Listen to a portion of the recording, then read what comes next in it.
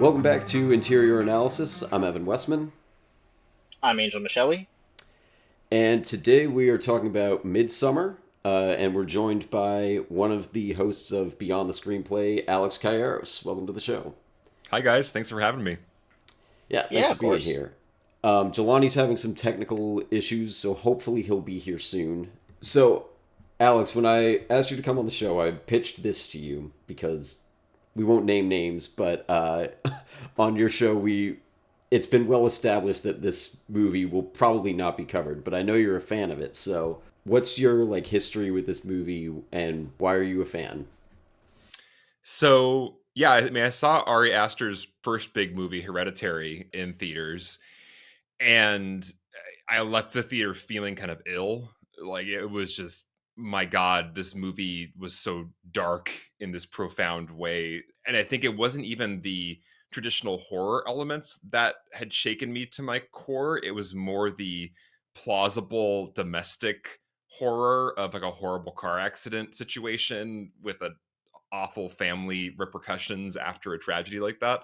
It felt like Ari Aster was kind of evil in the way that he was just going right to the heart of the most awful things that could possibly happen, which was like impressive to me, but I didn't ever really want to watch it again. I was just like, wow, that was intense and awful, and I don't really want to experience that again. Midsummer was interesting because I went to this movie having seen Hereditary, curious about it because I'd seen the trailers and the idea of this daytime horror. And this movie to me was a movie I did want to watch over and over again. And I think it's because it feels like it both goes to those sickening, dark, unthinkable places right in the opening, honestly, with the tragedy that happens in the opening. But then it also goes to these kind of transcendent places. I mean, it kind of explores the psychedelic experience. It kind of explores this in almost a twisted way, these themes of relationships and belonging and family, and have we lost something in our really isolated communities, or lack of community in the modern world. But also this version of community comes with its own set of horrors. So there's just so much going on in this movie that I found so compelling. The way it's shot, the casting is perfect. The music, everything about it is just so rich. And I just remember walking into the theater, you know, having a lot of weird feelings like after Hereditary, but also just being re-inspired about filmmaking because the filmmaking was so impressive to me. So that, yeah, I just had a really great kind of first theater experience with this movie, and I've returned to it again and again, kind of as a filmmaker as much as a film fan. So, how many times have you seen it now? I don't know, maybe like 10. Wow. Probably. That's just Wow. if I'm adding up all the, yeah, if I've showed it to friends, I've watched it on my own. Yeah, it is one of those movies I've returned to a lot, just because. Yeah, it's as a filmmaker, I just really appreciate so many of the choices throughout. That is impressive. You get a free coffee after that one. Yeah. Yeah, if you bring your punch card enough times. I want to second a lot of those points, but Angel, what's your history with this been? Because this was not your first time either, I think, right? No, no. I saw it in theaters actually when it first came out in 2019. And unlike most of the movies that we cover, I actually remember going to see this one for the first time. It's become a recurring thing. Is like I don't remember where I've seen movies first because we cover so much from when I was a kid. But for this one, I remember I went to the theater. It was with two of my work friends and one of their boyfriends. We went and we were just like we were all like, "Oh, we'll just go see this movie. Like we'll figure we'll spend a day hanging out." And I did not like it the first time that I saw it. And it could have very well been because nobody else liked it either. And I wasn't expecting it. So, like, I had not seen Hereditary at that point. I have now, but back then I hadn't seen it yet. So, I was not expecting what the Ari Aster experience would be. I was Hmm. going in thinking it was going to be like a way more traditional folk horror movie. And I'm watching it and I'm like, okay, I like Florence Pugh. I like Chidi from The Good Place. I like all of these people, so like this could be fun. And as I'm going, I'm like, it's getting really long. Like, how much longer is the movie? But after that, I think I watched it again on Netflix like 2 years later, and it kind of grew on me more because I started to notice like the craft of the movie, like how well it's put together, all of the like very deliberate choices, all of the other themes. Like I stopped looking at it as a traditional horror movie and started looking at it as like, okay, this is an Ari Aster movie, and this is more of like what I would now call sort of a suspense drama, as opposed to, your usual folk horror movie. Like there's obviously your usual horror elements, but there's also a lot of like different things that make Ari Aster's films unique, with like the way he presents humor, the fact that like he's really not trying to like outwardly just scare you. He's trying to get you to like see these images that like really stay with you, and he's focusing on theme, which I appreciate more. And you definitely see that a lot in Hereditary, and even in Beau is Afraid, which is a lot more of a comedy than a horror movie, but there's also like horror elements in there. So I don't know. I'm kind of glad this was my first Ari Aster movie, because I feel like one of them that like grows on you. You have like less expectations, because in some ways Hereditary is a lot more. It's a lot closer to traditional horror. So I think that Hmm. if I'd seen that first and then I'd seen this, I would have been like, okay, this one's a little too weird for me then. And then, going from this to Beau is Afraid, I'm like, yeah, maybe not. But now I have a real appreciation for like the way he crafts things and why he does things the way they do them. So I don't know. Now this is one of my favorites. It's really interesting because there was that period, and it's probably still happening, but A24 became this home for a lot of auteur filmmakers to break in to the industry through horror. Hmm. And but a lot of their movies weren't traditional horror movies. But they were marketed as such. Like there was a movie called It Comes at Night, which I really Hmm. Oh liked. yeah. I really liked that movie a lot, once again for the filmmaking. But I think a lot of people went into that movie and were really disappointed because the trailers made it feel like a very traditional horror movie, when in fact it was just kind of a psychological drama about a family and some outsiders joining their little cabin.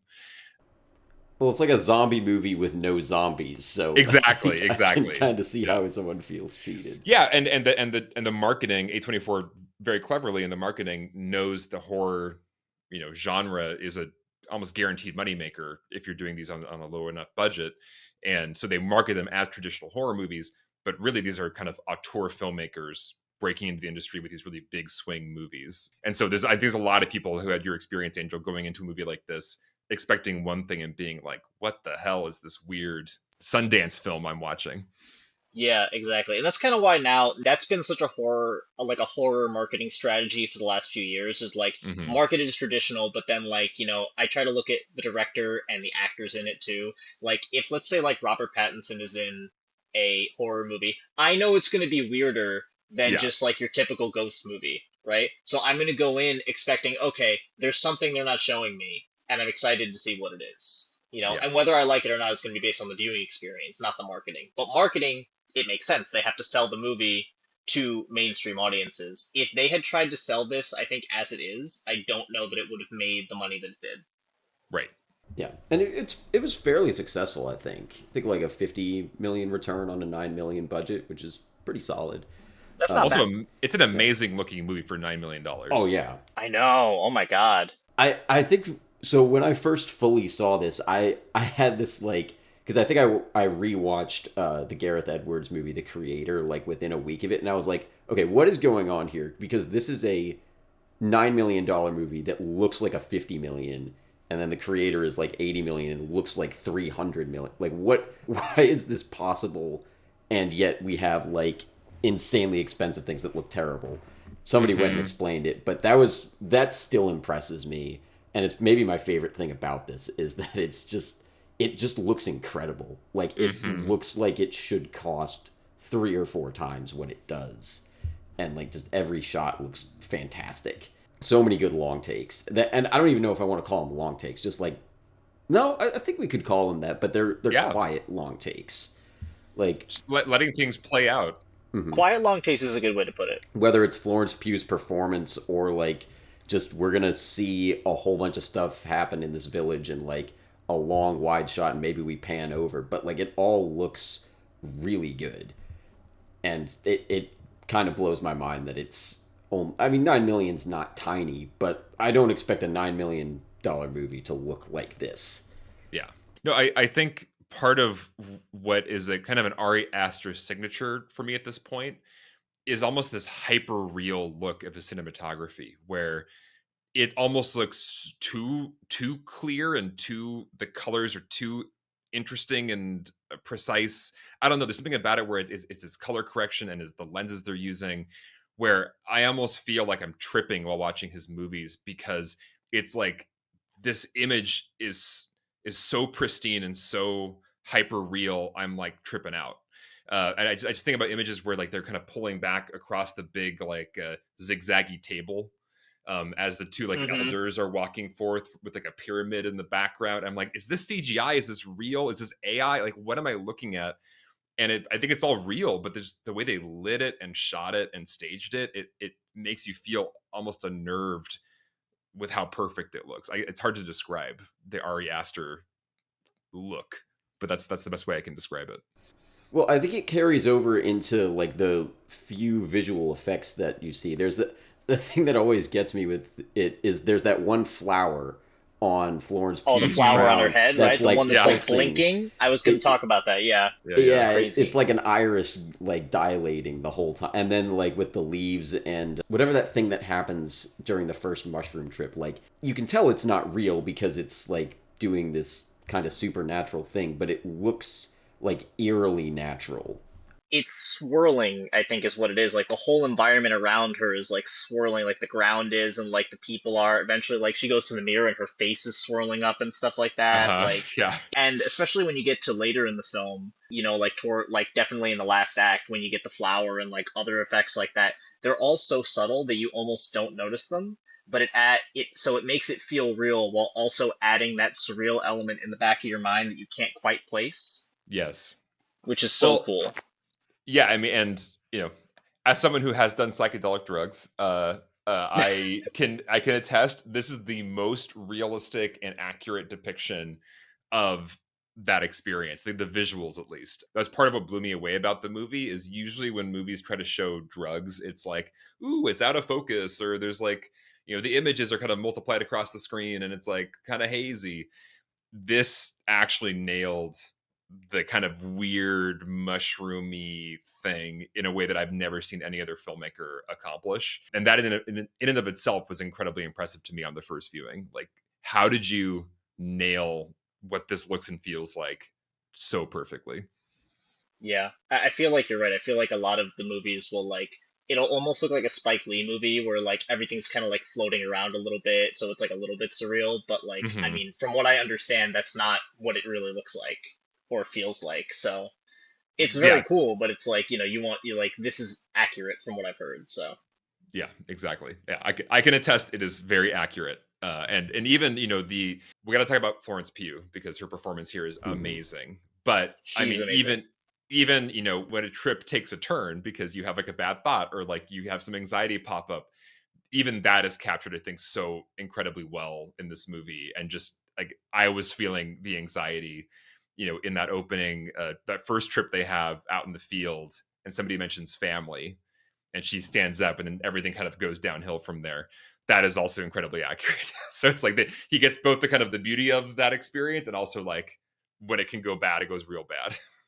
Just the way she can switch on a dime is incredible. I feel like it would be so easy for this performance to be very one note, where it's like, well, she's just upset all the time.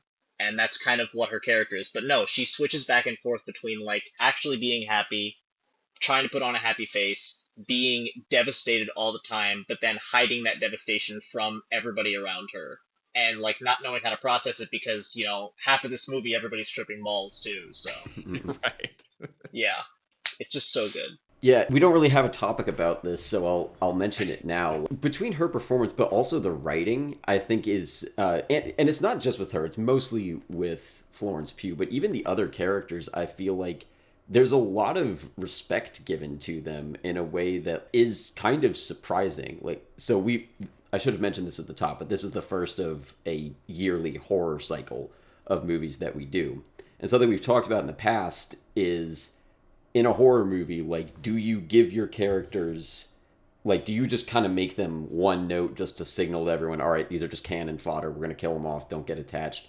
Or, like, we've kind of come to the conclusion of, like, that's an option. Or if you want us to get invested, you kind of have to do double the work And I think this movie does double the work in Act 1, especially with Danny. But even, like, Christian's a pretty normal dude, and so are his friends. But I feel like there is this layer where, like, Christian's just kind of this lazy boyfriend, but I get him more. Like, he's not a caricature. I can kind of feel an internal life with him. Even Eyebrows Dude, who's the most caricatured out of all of them. Is it Mark, his name?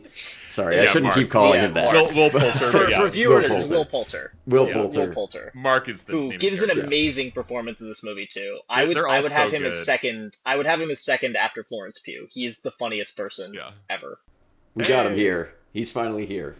We There are not he done is. with initial reactions yet, so we'll get yours in a sec. Where were we? Eyebrows guy. Yeah, I think it's just, he does such a good job of, like, I think it's credit to everyone. It's credit to Ari Aster's writing. It's credit to every actor that's performing. Like, they're all bringing it in a way where I buy that these are people. And I'll get to this later, but it almost becomes a frustration for me because I feel like that character where it kind of gets left to the wayside by the end. But, like, I kind of just want to see Ari Aster do a regular drama after seeing it, because, like, I would watch a very grounded movie about Florence Pugh just, like, being herself in this. Like, I almost enjoy the part before they go to Sweden more, because, like, it's just, she's just delivering such a great performance. Just a drama about her and her family, and, like, dealing with, you know, everything going on with her sister and everything before all this happened. Like, before it's a horror movie. Yeah. Yeah, I mean, that's a topic I would love to get into later, is just Trisha on our podcast often uses this phrase, well observed, which when she first started using that, I was like, what are you saying? Well observed. This movie, I think, is a great example of what she's talking about when she says well observed, which is this writer has observed the people around him in his life, relationships, just types of people, and has just nailed these very realistic modern characters and a very realistic depiction of a modern relationship in our culture. And I think it's brilliantly done. And yeah, some of those early conversations between Danny and Christian, like after they get home from the party and she finds out that he's leaving on a trip in 2 weeks for like months and she's just going to leave her there. That conversation, it just feels so real and so well observed. And it's just only somebody who like really has observed and soaked in like the intricacies of a modern relationship could write it that perfectly.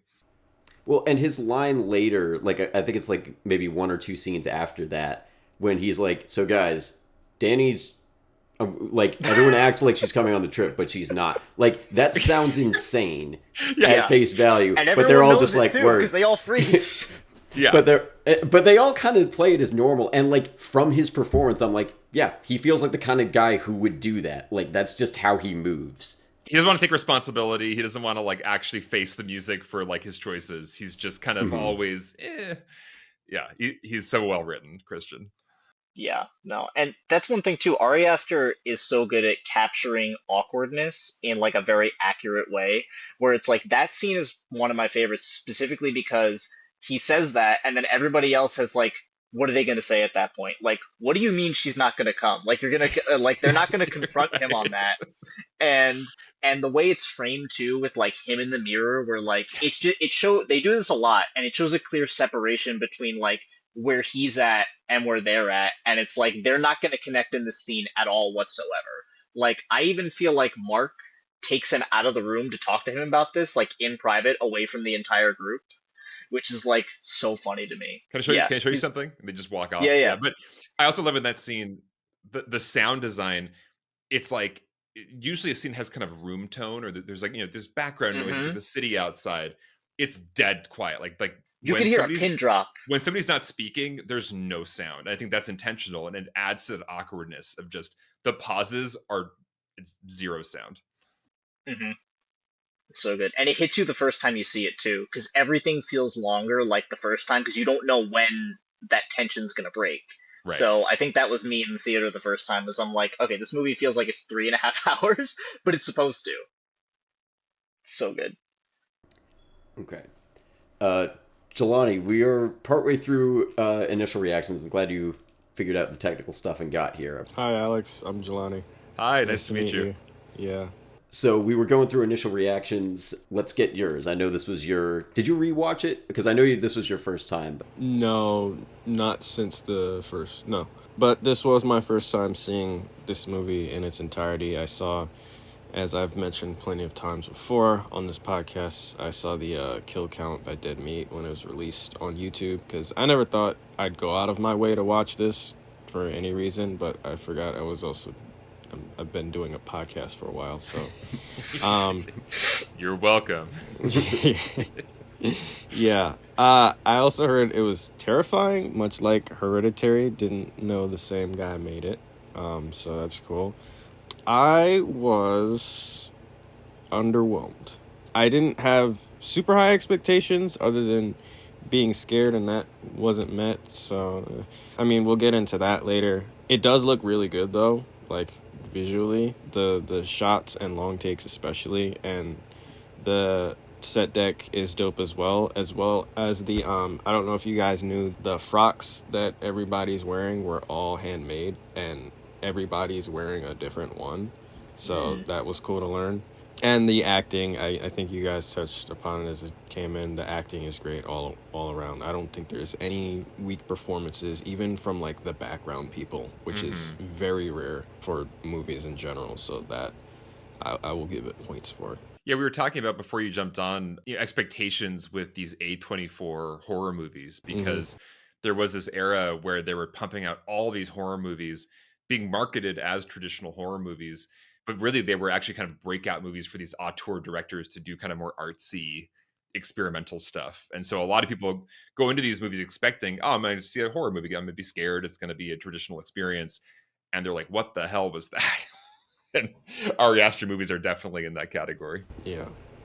Well, I know, like, personally, we both had this hyped up to us, me and Jelani, a few years back when we did our MPA rating systems episode, because, we talked about kind of extreme examples of, like, stuff that gets you high ratings.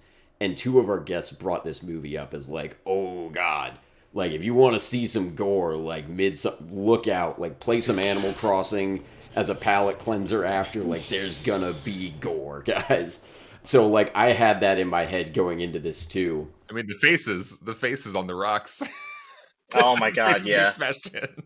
Pretty bad. I was about to bring that up because I've actually seen this 2.5 times now, because the first time I watched this, one of the people I was watching it with started getting, like, physically sick during that scene, and we had to stop. That's where Michael Tucker turned it off. I tried to make Michael Tucker watch it, and he said I turned it off at that scene. I couldn't. It's like, yeah. I'm sorry. But going back to it because I think I took like 6 or 8 months or so to, like, go back and restart it, and I was like, if that's an hour into a 2.5 hour movie, like, where is it going to ramp up from there? Because, like, I have a decently strong stomach for that, but that's a pretty gnarly scene.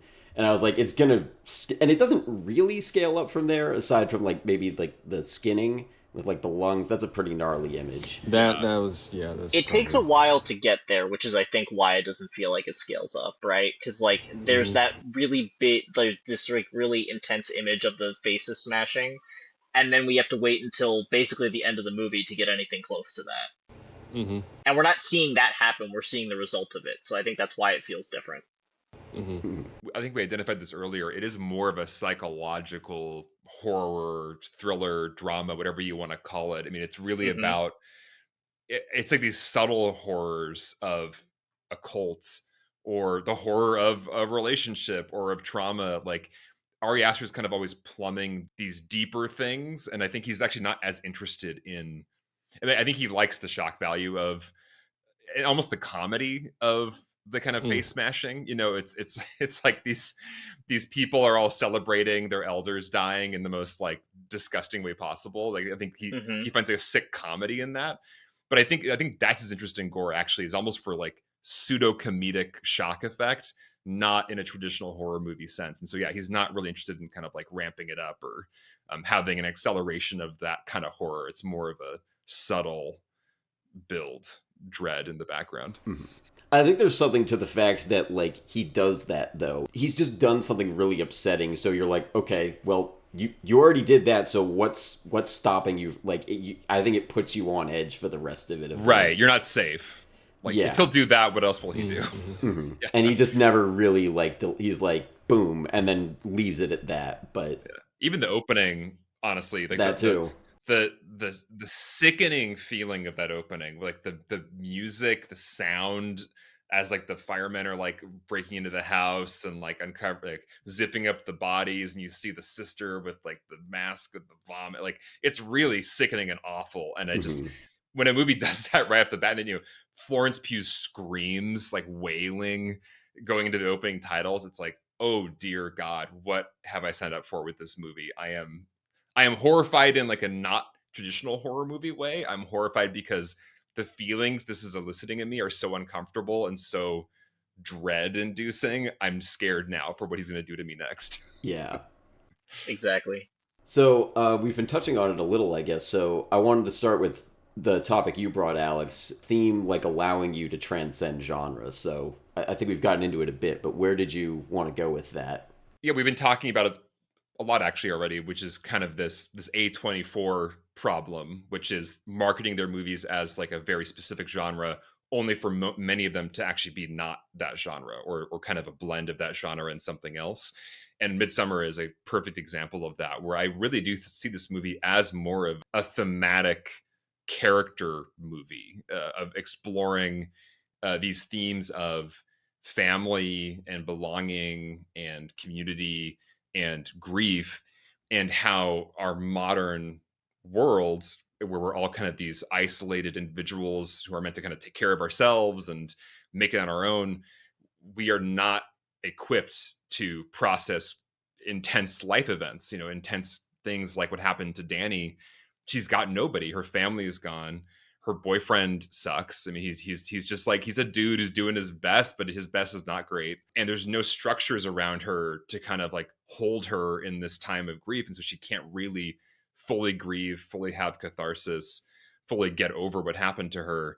And kind of in like a darkly comedic way in some ways, this cult is like the perfect thing for her in the end.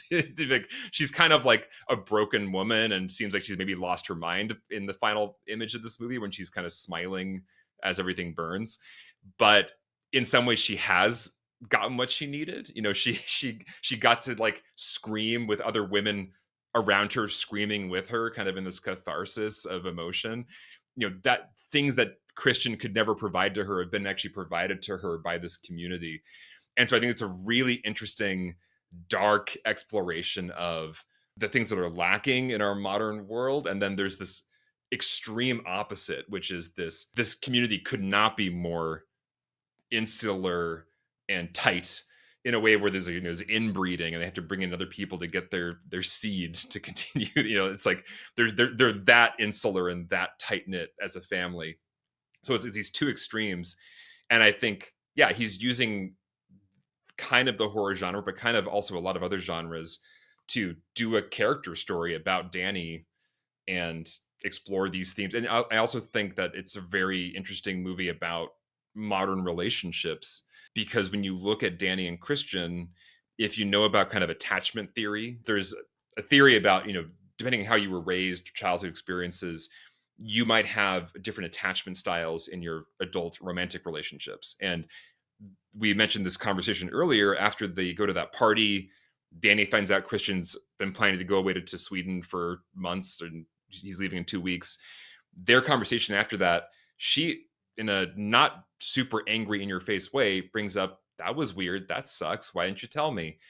He's immediately kind of avoidant and resistant, being like, not taking any responsibility for his actions, getting mad at her kind of in response for even her being upset. And she very quickly reverts to, forget about it. It's okay. No, it's okay. She like almost like sits him down and is like begging him to be okay with her again. And that's a very anxious attachment style, where it's like she's anxious about being abandoned. He's avoidant about being tied down. And those two attachment styles often actually, like, unfortunately get attracted to each other. And so I think it's a really, really very psychologically accurate picture of an unhealthy relationship, of that anxious avoidant attachment style. And once again, I just think like that's what Ari Aster is interested in.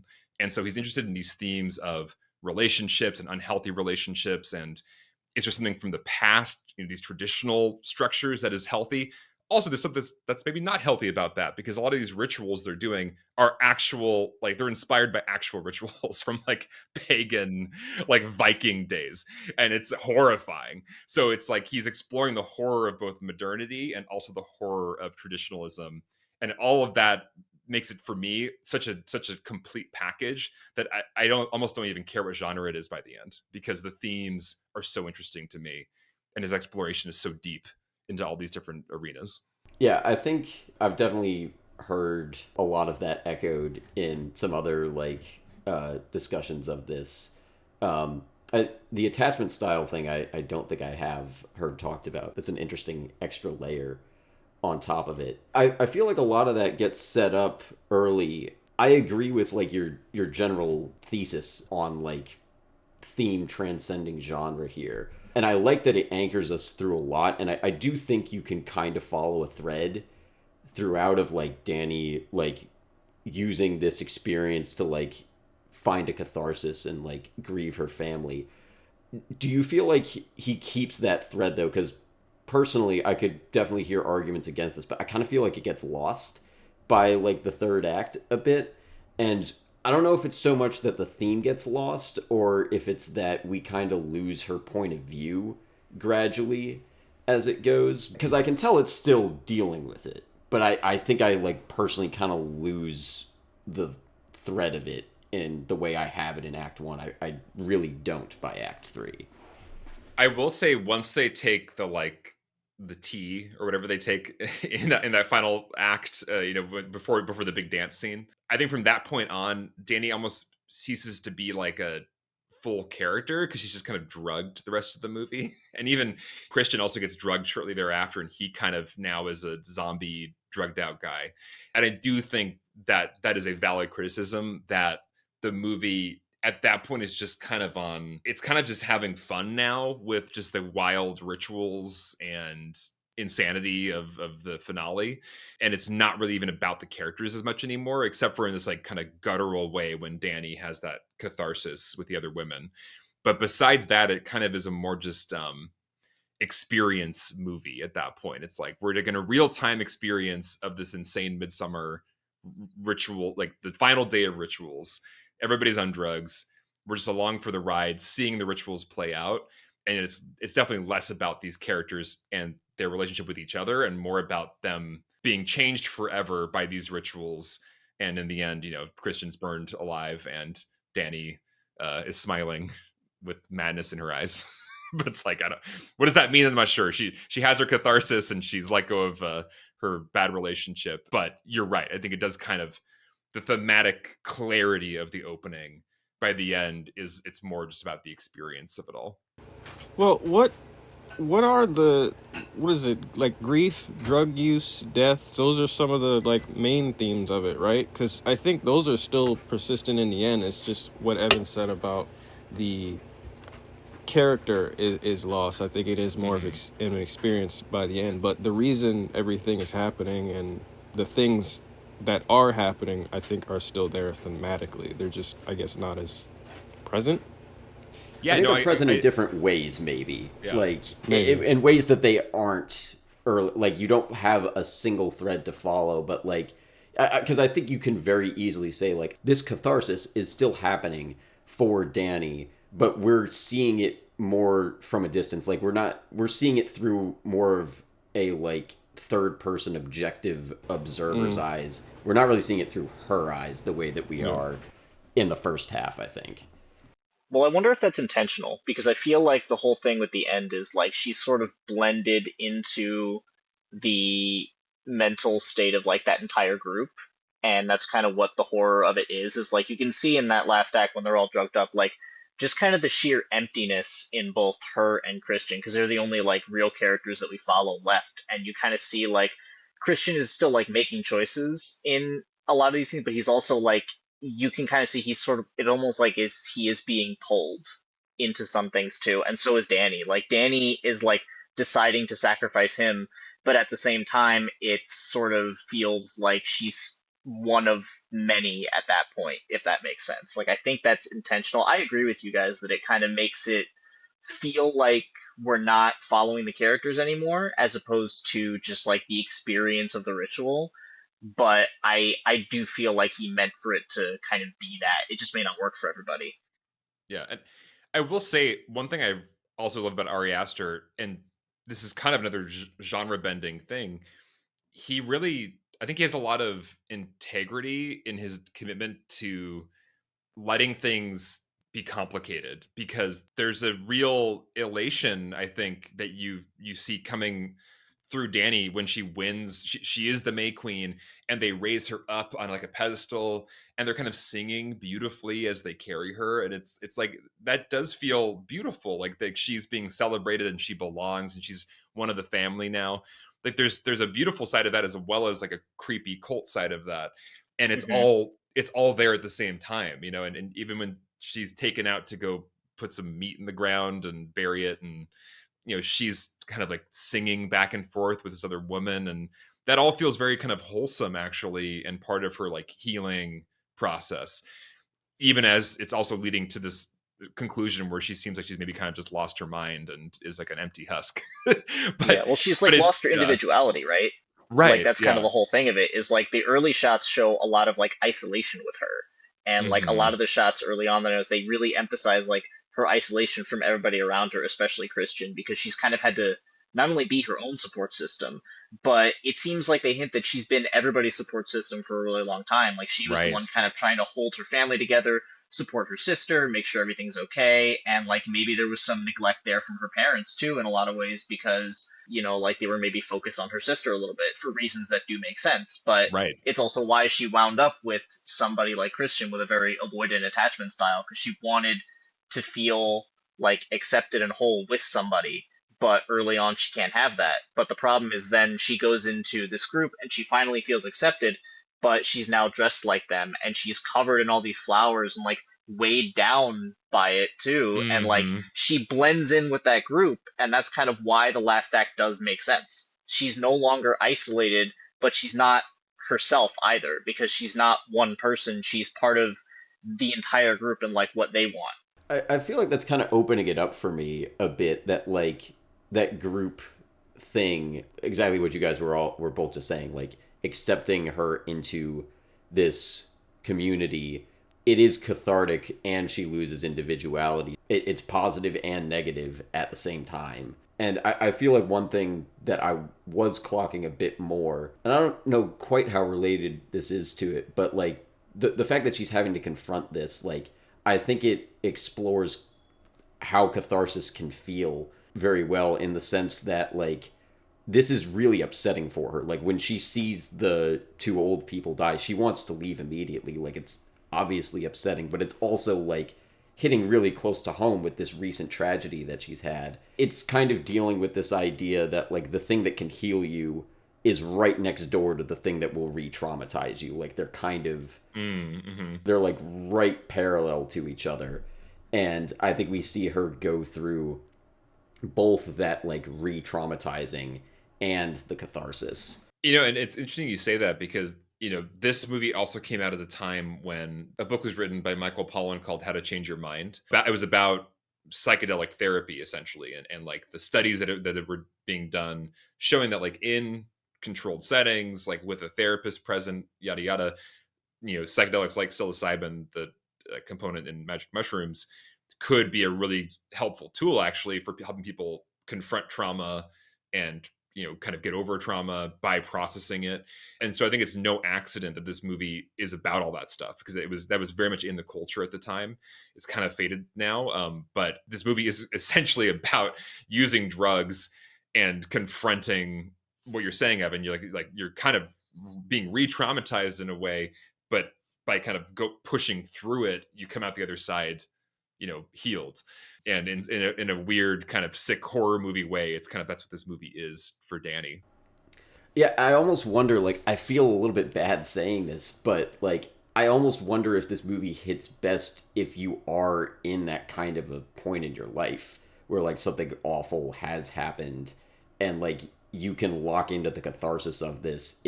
like I would never recommend to someone like, oh, I've gone through this terrible thing. You know what you should watch? Like, I would Yeah, never say it's hard that. hard to know if it's good or bad for that Evan. person. Oh man. I kind of wonder if like that second half, if we're losing Danny's point of view, like, is it almost supposed to be almost like going through as like an empty shell video game character where you're just like one of the people there and you can kind of project yourself into this cathartic ritual and situation. I don't know for sure, but I found myself wondering that throughout the second half. I again would not want to experiment with that because that just feels very insensitive to whoever is the subject of it. But I wonder if like anybody has seen this and like had that kind of experience. I do get what you're saying. It would hit harder if you have been through something like this and have like already, and it might be easier to look at it objectively. Like if you've already gone through the process of like working through it, you've gone through therapy, you've done all the healing that you can do at that point. I think it would definitely like I've never been through anything like this, but I feel like if somebody had, this may hit them in a significantly different way than it would hit me. So I get what you mean. You're not advocating to experiment with people's minds. Yeah, I think feel like that's not what somebody you're who's been through trauma and healed from it would maybe get that experience. Somebody who's like in the midst of trauma, I would not watch this. No, movie. yeah, No. I think you guys are right about that. Like, if you have the perspective of like coming, like it might be resonant for because I think I actually I have seen Hereditary and I didn't enjoy it as much, but I think I have heard. I read a review or like listened to some podcast about it where somebody did kind of describe like I had gone through a loss and like this movie did really resonate with me because Hereditary deals with like very similar. It's another like family death in a really traumatic way for those who haven't seen it. I haven't heard it about this movie, but I have heard a very similar anecdote. Still wouldn't recommend it. Yeah. But yeah, and it's that thing where it's like, yeah, I didn't enjoy Hereditary, but I was impressed by it because I do think Ari Aster has this ability to kind of go there and like touch the darkest places of like our experience or the darkest traumatic feelings and somehow embody it in a film, which is not like fun, but impressive in a way. and it can be kind of a generous thing too, I think, to like sort of engage with these darker sides of our existence in a bit of a safer way through a Yeah. story. I don't think everyone necessarily will lock into that or enjoy it or find it cathartic at all, but there's kind of a generosity to what he's doing. So I think that's kind of cool. And Evan, you mentioned it at the beginning. I mean, the way he writes all these characters is with a lot of empathy, and like they're all fully human. He's not mean spirited. I mean, he can kind of be wicked with the comedy, the kind of dark comedy, but he really cares about these characters. You feel it's not a classic horror movie where they're just one dimensional people to be killed off. Like he cares enough for Danny to be this really beautifully written three-dimensional person. And he even gives like I think the other three in the group, like again, Mark is a bit of a caricature, but like Pele, I feel like he gives a lot, even as like a member of this cult who's kind of luring them all in, is like genuinely very nice to Danny and like I love talks Pele. with her. I think he's a great he's kind of character. He's a really fun character. He spends all his time trying to like get her to open up. Like he actually seems to care about her in a weird twisted way because he is still trying to lure them in to murder them. But but I think his care is still genuine amid that.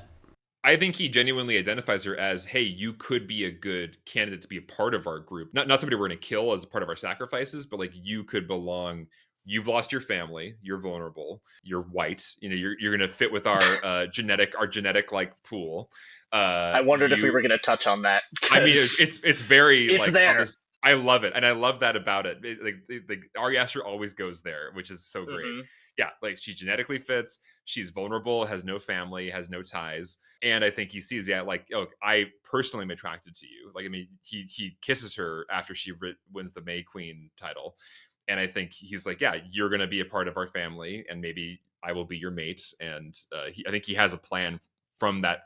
There's that early scene where he's sitting on the couch in Christian's apartment, and he's like, I think it's really good you're coming.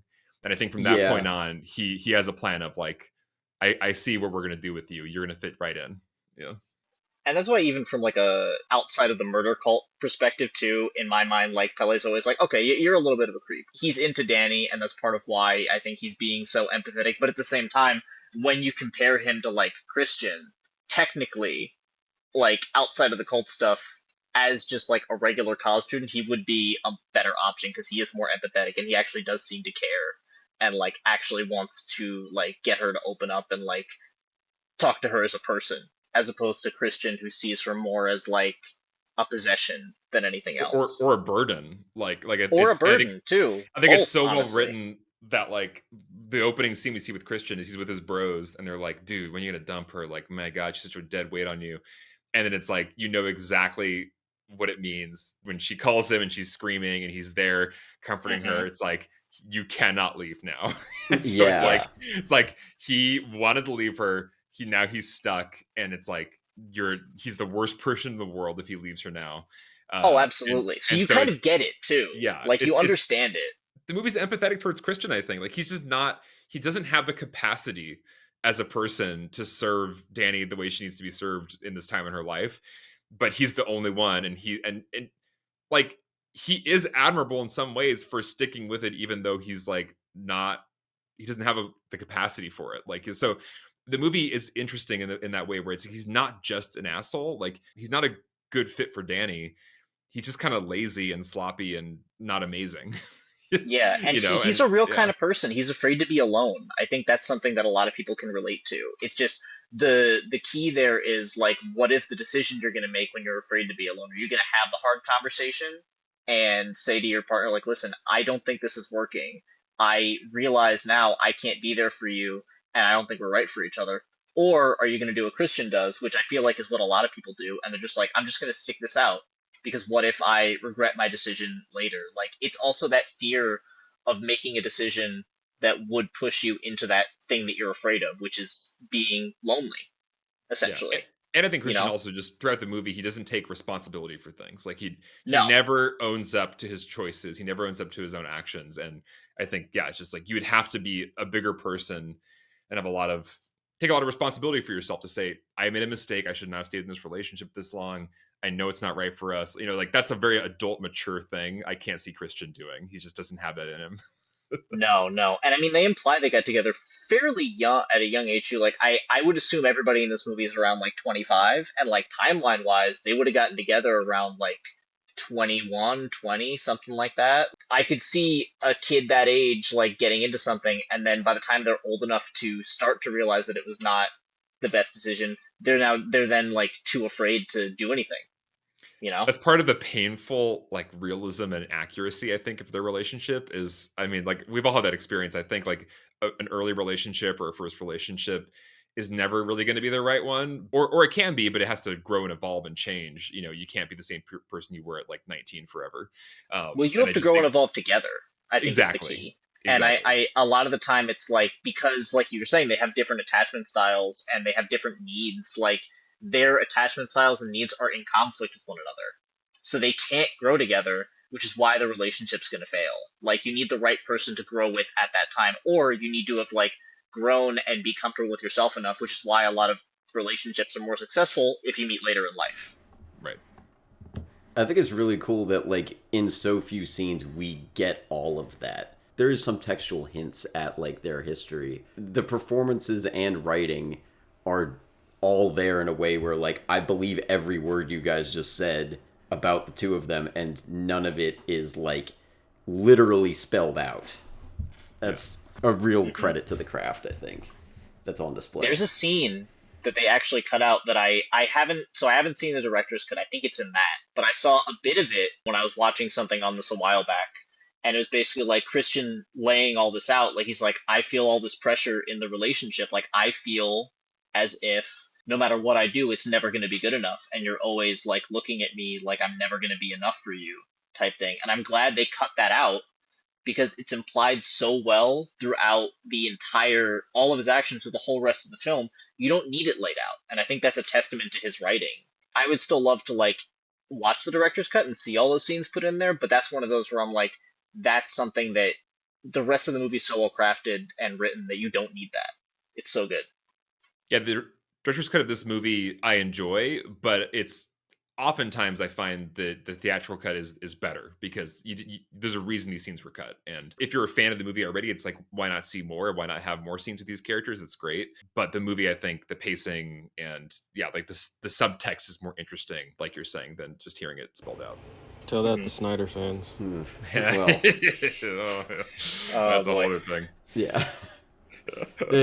Not all director's cuts are created equal, I guess. Sure. Yeah. There are occasionally director's cuts that are like, they weren't in control of the cut of the movie that came out.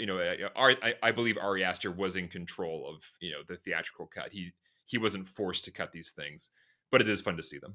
It's like an extra 20 minutes. I haven't seen it, but It's like 30. heard it mentioned. It 30, makes like okay. a full 3-hour movie. It brings it up to 3. Yeah, it's crazy. Yeah. It's crazy long.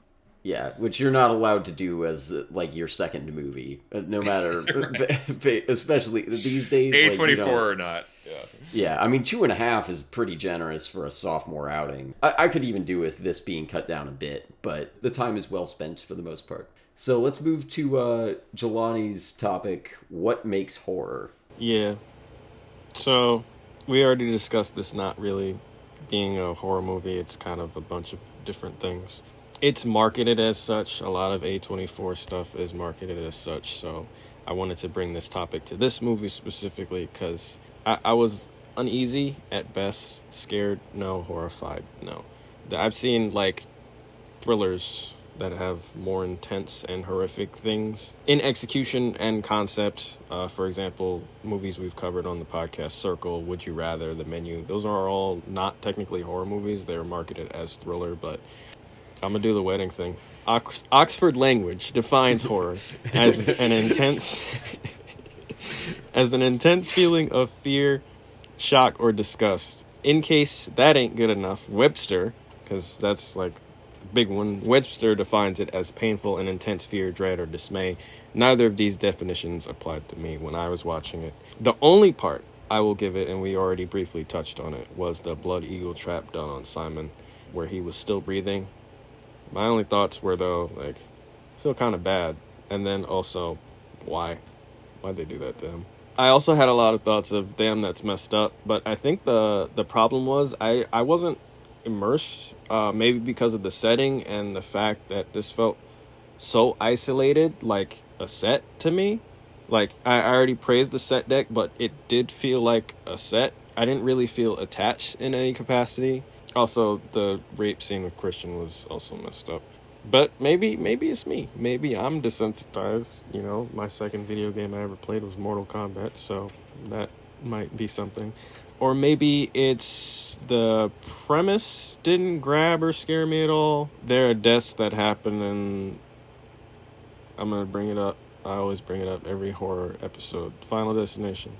In the newest one, Bloodlines, something I could only watch the kill count for, and despite it being censored, those deaths stuck with me for like the next 2 days, and I lost sleep over it. So the face smash, it didn't really bother me. So then that got me thinking horror must be subjective then, because the same thing that scares you might not scare me. The one thing every single human that is living on this planet will go through, death, doesn't scare everyone. So, some people are more accepting, some people aren't. So I want to open it up. I have more notes, but I want to open it up. What do you guys think is that kind of thinking a fallacy, specifically the beginning part? Is horror subjective? I mean, at a very basic level, yes, I think horror is subjective. I think a question for this and a lot of horror movies in quotes that have come out in the wake of this A24 post Get Out kind of wave is how are you trying to scare us? Which I think is part of, I don't want to put words in your mouth, but I feel like that's kind of the question where are we supposed to be scared? And even your point about death being a go-to scary thing, this is kind of confronting that, very literally the village that they're in is very accepting of it. That ceremony they do, killing the elders, is seen as this beautiful thing. I think there's a legitimate question of is that supposed to scare us? I kind of think no, or at the very least, he seems to not be banking on it. I get the sense, feel free to disagree, I think he's okay if he doesn't scare anyone during this. And I wonder if that's true of like some other things that are adjacent to this, where like, are they trying to get under your skin? I don't know. I tend to just kind of be bored watching those sorts of like new age horror movies, like post 2018 ish. But some people are like, oh no, like because there's no jump scares, because they're like doing this other thing, it really does get under my skin. I think you're pointing to something, Evan, which is like this subgenre of horror, I would say, which I think, I mean, yeah, it depends on how expansive our definition of horror is. Because, yeah, you could say horror movies need to be specifically aimed at jolting the audience with scares and gore, and that's what a horror movie is. If it's not doing that, it's something else. If there's a broader definition of horror movie as, and I think maybe one of your definitions, Jelani, kind of included this, which was like a feeling of dread. I do think there are these movies, we're talking about this post Get Out era artsy horror movies where, yeah, they don't even have the jump scares at all, but they do have maybe an underlying feeling of dread if you hook into the premise, if you hook into the world.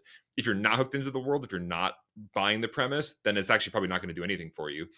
But if you are hooked into the premise, they're really relying on an underlying subtle feeling of like discomfort, and like that's the horror, which is like a very different kind of horror than a Final Destination or something. And so yeah, it's interesting because I think you're also right, Evan. I don't know that Ari Aster cares about if his movies are horror movies or not. I think he actually cares more about, I'm making a movie about something, and I also am delighted to explore these like actual pagan rituals. Like I think he does a lot of research, and I think he's like, yeah, the Vikings would actually string somebody up and pull their lungs out and have them like, skinned alive in a barn.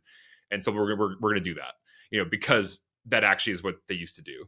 It's not designed as part of like a horror construction. It's just kind of more of like, he's fascinated that actually is what used to happen, or they used to have people jump off a cliff and kill themselves at age 72. Don't quote me on any of this. I haven't done the actual research myself, but I understand that I think he cares about these things and tries to pull from reality when possible. So I think any horror in here, he's almost limiting himself to that research and to kind of his fascination with a culture like this. He's not designing it, for maximum scare factor. But I do think what he is good at, and why I think that, to me, the scariest part of this movie is the opening. He gets at like domestic dread, like things that could plausibly happen to me and my family. Like there could be a horrific car accident. There could be a gas leak in my house. Like things that are sickening because they're like all too real. And then it's confronting you with like, what if this actually happened? How the hell would you like process the horror of this like extremely realistic, plausible thing happening to you and your family? And that's like deeply uncomfortable to me and induces a lot of dread in me because it brings up like real anxieties. Whereas like watching Alien or Final Destination, or Final Destination, when it's not super goofy, is kind of getting at like potential real horrible things that can happen to you. But more supernatural or out there horror movies, I'm not connecting with them in that same way, because it's like I'm not really afraid of zombies or a ghost. I am afraid of a gas leak killing my entire family. Like that is a real anxiety that it taps into, and I think that's where Ari Aster's horror like shines. It's just like dread about real life. Yeah, you kind of both been pointing to it. Like it has to feel like something that could happen to you. And when is any like average person gonna wander into a Swedish death cult? Like that's not a thing that's right around the corner for you. Like you can go to Sweden and not do that. So it's not even meant to make you like It's actually on my itinerary is avoid all Swedish death cults. Yeah. Yeah, I'm just gonna go for the disc golf. But it is kind of removing that, because you're not the first person I've heard say, Alex, that like the opening is the scariest part. Partly because it's just really upsetting. It is a thing that like could kind of be right around the corner. We don't like to think about it, but it's a lot closer to home to hear somebody you love died in a car accident. It's not going to be, oh, hey, remember your uncle who took a trip to Sweden? Yeah, guess what happened? Like, that's not Right. probably gonna be. I think there's a reading of this you can take where, like, you're still playing with that, like, close to home domestic horror while you're over in Sweden for this movie. Like, she's having to reconfront it, kind of, but it's not really top of mind in that same way. It's certainly not there visually. Like, if film is a visual medium, we are just seeing, like, a very nice Swedish valley. Besides the nightmares, we do have those nightmares that do bring back imagery of her There family. are a couple of them, yeah.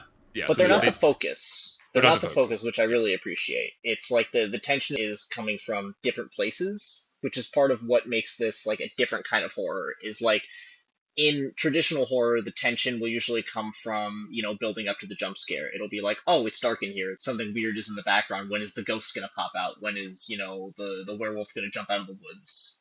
Stuff like that. But with this, a lot of that tension is building up to like, well, what is going on with this cult? Like, we can tell that something is wrong and something is weird. And then a lot of that tension comes to a head in that middle scene, like an hour in, where we're seeing them jump off the cliff. And then the tension kind of switches, which is why I feel like this doesn't always feel like a horror movie, because after that, the tension is coming from more, well, now that we kind of know what this cult is about, we don't really feel like they're in any more danger than they were before, because they explain why these people are doing this. So the characters themselves kind of feel like they're in the same place, but now the tension is coming from the drama of it, where they're kind of building on the themes that were there already. We see Danny kind of sense it and grab Christian, but then as soon as they leave, Christian is kind of like completely disconnected from her and is like, okay, go off by yourself and just like feel better. The other interesting thread in this movie is that Christian, part of his passivity is that he hasn't chosen his thesis project yet. He's part of this anthropology like PhD program or whatever. And when he sees the insanity of the cliff jump death, instead of being re-traumatized, he's kind of like, I think, excited, because he's like, wow, this is crazy, this is gonna be the best paper ever about this like insane midsummer ritual. Like, I gotta write this paper. His mind immediately goes to exploitation. Exactly. Yeah, that is more front of mind than like Danny's well-being moving forward.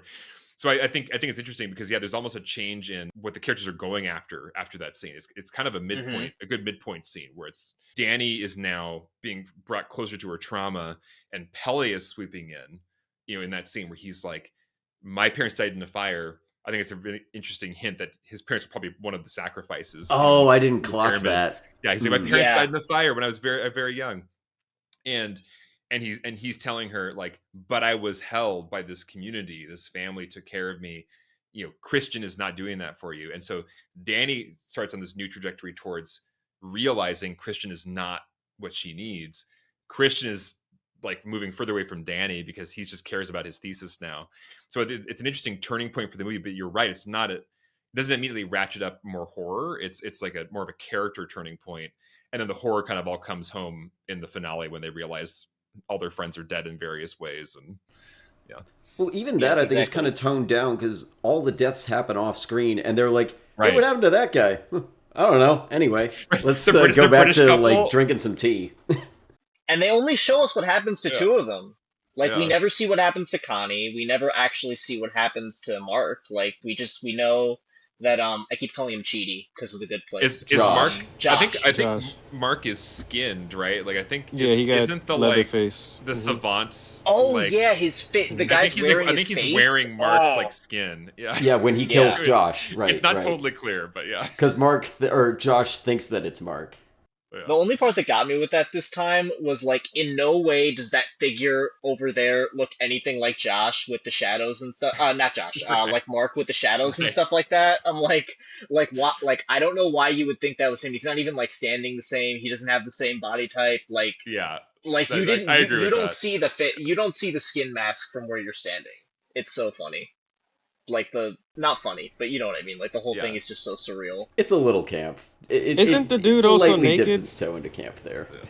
Isn't he naked? Like from the bottom? Like why? He is. It's a naked which is like, oh, okay.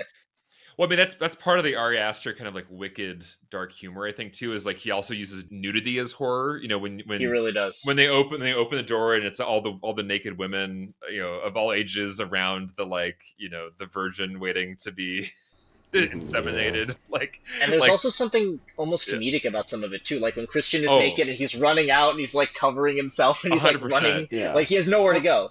Even during like the sex ritual when that woman like starts like taking like a solo performance of vocals like right next to his face. Yeah. Like that's It's where Ari very Aster I think is uncomfortable. just has this Oh, like man. he loves the social awkwardness of it all. And even just with the personality of the various members of the community throughout the movie, the way they talk, I think it's just perfect where they're like, would you like to come help us? And they have this very like smiley affect, but it's also a little bit unnerving.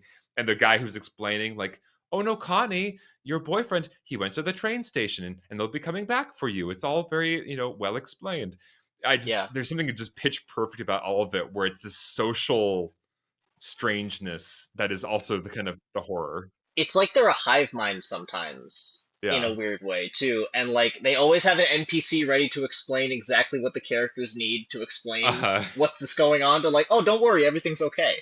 Uh-huh. They also don't play it up like to a cartoonish level. Like I feel like I don't know if this is the best reference to use for this, but there's no war in Bossing Say kind of face that people can have. I don't know if everyone's seen Last Airbender recently enough to get that, but like that face where it's like, oh, this is just like a robot person. Like they all still feel very normal when they're doing it. They're pleasant, but they're like naturally pleasant. They're not like their smile's not too big. It's just normal. I also love this one line where when they're drugging Christian at the end, when Christian's kind of like feeling very disoriented and watching the dance happening, a girl comes over and she gives him like a shot and he's like, what is it? What's it going to do to me?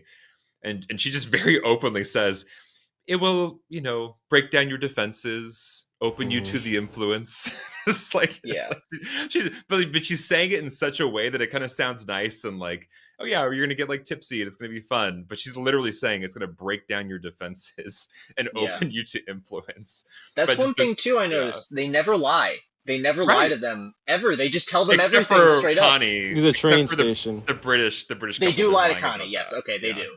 But otherwise, they're pretty honest. To everyone else, like who's staying, like, and they lie to her because it's like, well, we can't have you telling everybody everything. Like, we can omit stuff. We just can't but we can't have you telling them like, oh, your boyfriend disappeared. Right. How do we feel, sort of on that note? Because I think there's a lack of attempt to escape by everyone. Yeah. I was thinking about, because we kind of talked about this when we did the menu a couple years ago, where like they kind of have that same issue in that movie, but I feel like I am on the thematic ride of it more, where like I'm okay with the fact that people aren't constantly trying to escape. Do we want that here? Like I was kind of wondering, I was thinking of like the throw me the keys scene in Get Out. Like, do we need a moment like that?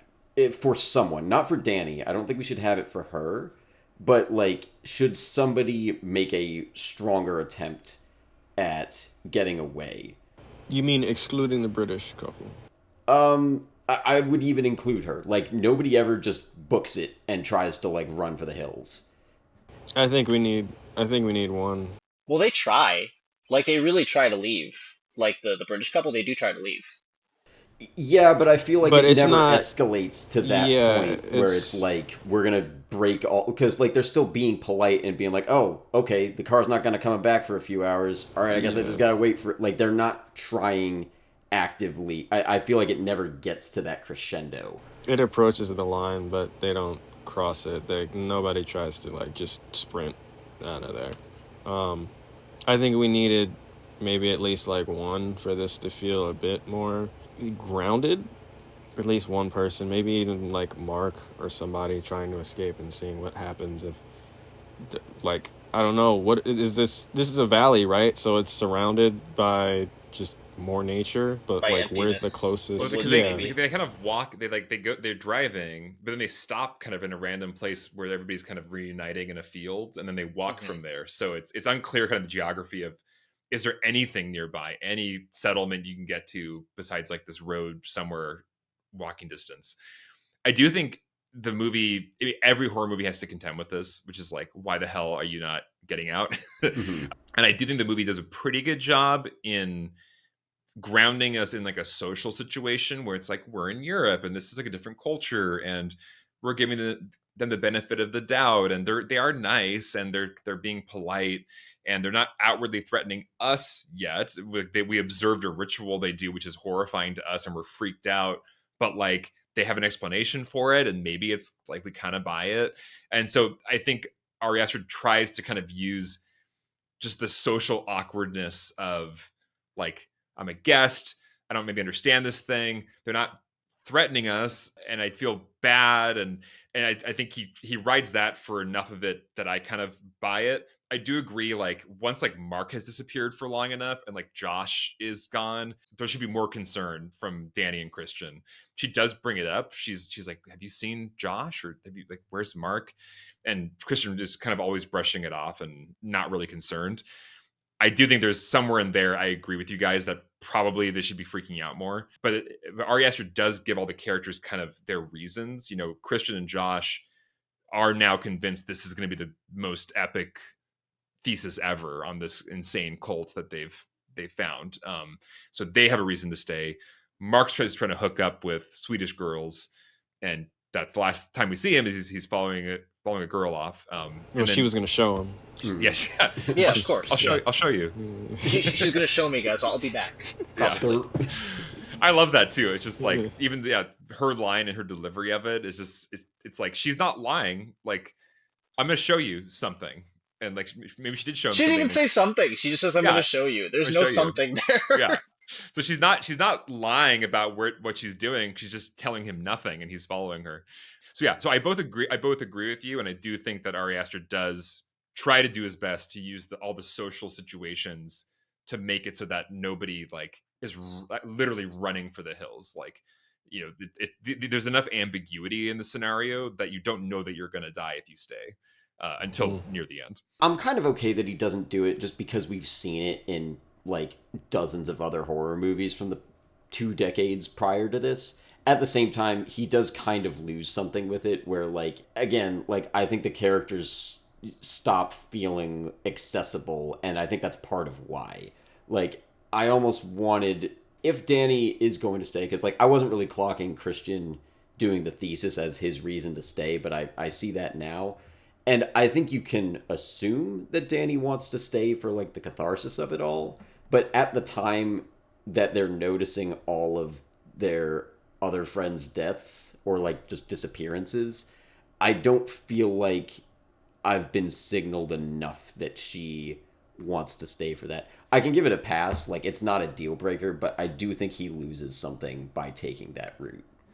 Yeah, it's hard for me to believe that Danny would feel comfortable taking like what is clearly signaled to be more drugs, you know, before the May Queen dance. It's hard for me to buy that she would be like, okay, I'm going to drink this random substance. I know you guys do drugs, given that I was just questioning over like the previous meal, where is everybody?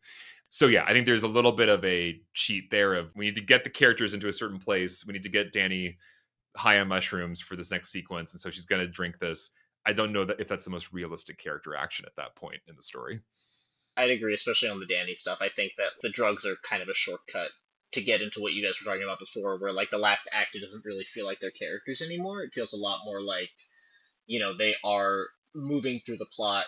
And I talked before about like why I think that mostly works, but I think in this case, yeah, especially because Danny is the one who starts to notice, oh, something is wrong, because everybody is kind of disappearing and like we don't see anybody. And I think it makes sense for like some of the other characters. Like, I know why Christian does not care that Josh is gone, because him and Josh are not really friends. Like, he's kind of been a dick to Josh this whole time. They're very antagonistic towards each other.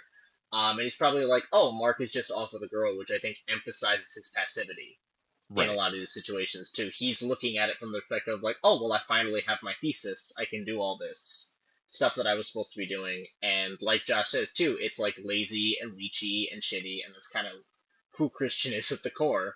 I have a feeling it's not the first time they've had that dynamic where, like, group projects, I think we know who's doing most of the work. Right. Of course if they not. have And that. like, there's a reason Josh has been passive aggressive to him this entire film. Is like Right. that's kind of their relationship in the friend group. Where like they're probably both friends with Mark and Pele, but they don't really like each other. And that works in this because that's where Christian's tension then comes in because he has to be separated from Danny after that midpoint for those themes to work. So him and Josh being going more directly head to head, that makes it work better. I think the way the actors played the two characters, like Josh, he's played as very academic. Like he even speaks in this kind of elitist way, whereas the way Christian speaks is like he's like too tired to like say things with precision. Like he just is like a fundamentally lazy person. And so I think it's like he's too lazy to even care about what happened to his two friends. Like that's too much effort to worry about them. Like I'm sure it's fine, whatever.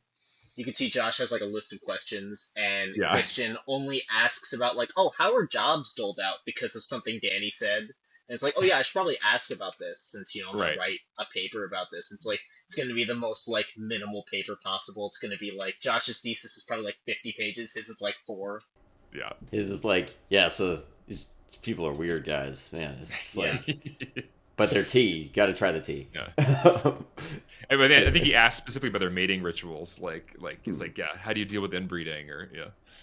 Mm-hmm. Jelani, Yeah. did you have more you wanted to go into on that, or any of you? But since this is your topic. Yeah, I had a couple more. I mean, there's not really... I mean, the death cult isn't this scary thing, I guess. You can put off showing the scary thing in your movie. Jaws did it. Alien did it. But when the scary thing in your movie is a bunch of weird Swedish people, I don't know if that serves as the greatest payoff.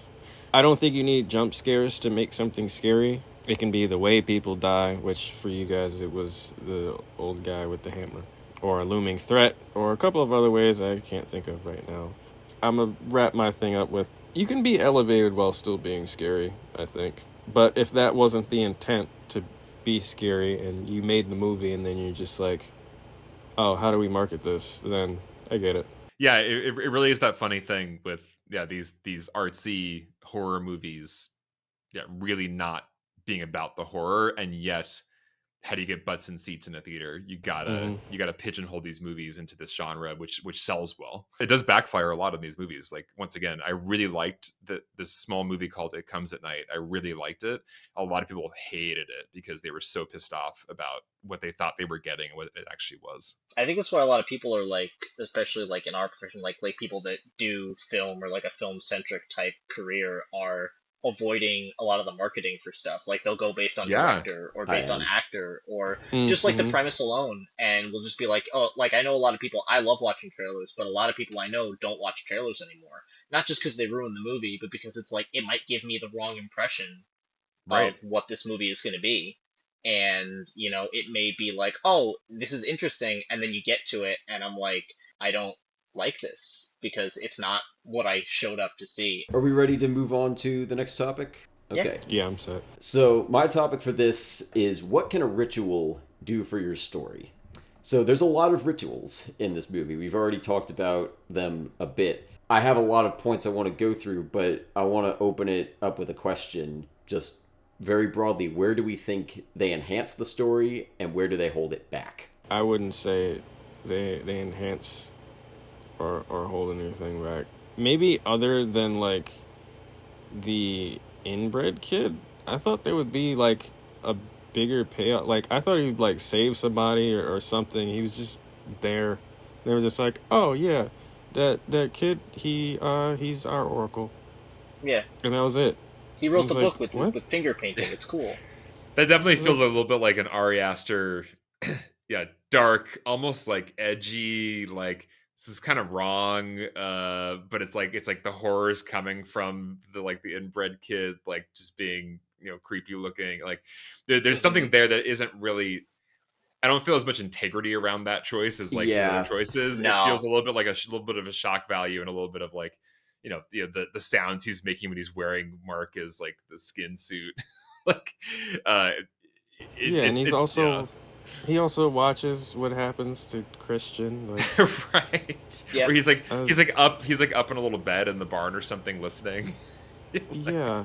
It's kind of Ari Aster once again, I think, having that kind of wicked, subversive sense of humor sometimes, where it's like this is not for any other purpose besides it's like wrong He in a way sees it that as like a provocative type of image, I think, and I think that is yeah, also emphasized in the marketing too. Because I feel like I don't remember too much, but I feel like they did push that character a little bit in the marketing, not too much he was in all more the than like trailers for sure. yeah, he was in all the Wow. trailers, and I feel like they almost were like, okay, well, we can at least Yeah, will like they're using it as almost like misdirection of like where the horror is going to come from, and then you get to the right. movie and it's like coming from a totally different place, Yeah. you know.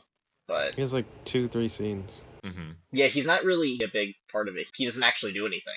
I think when you talk about rituals in this story, it's part of that social situation of this is something that we've been taught we need to have like respect for other cultures. Like we're going to another place and we're observing their customs. Hmm. And so we need to kind of have an open mind about it and, go along with it. I think in this movie, it is part of the why don't they leave of it all.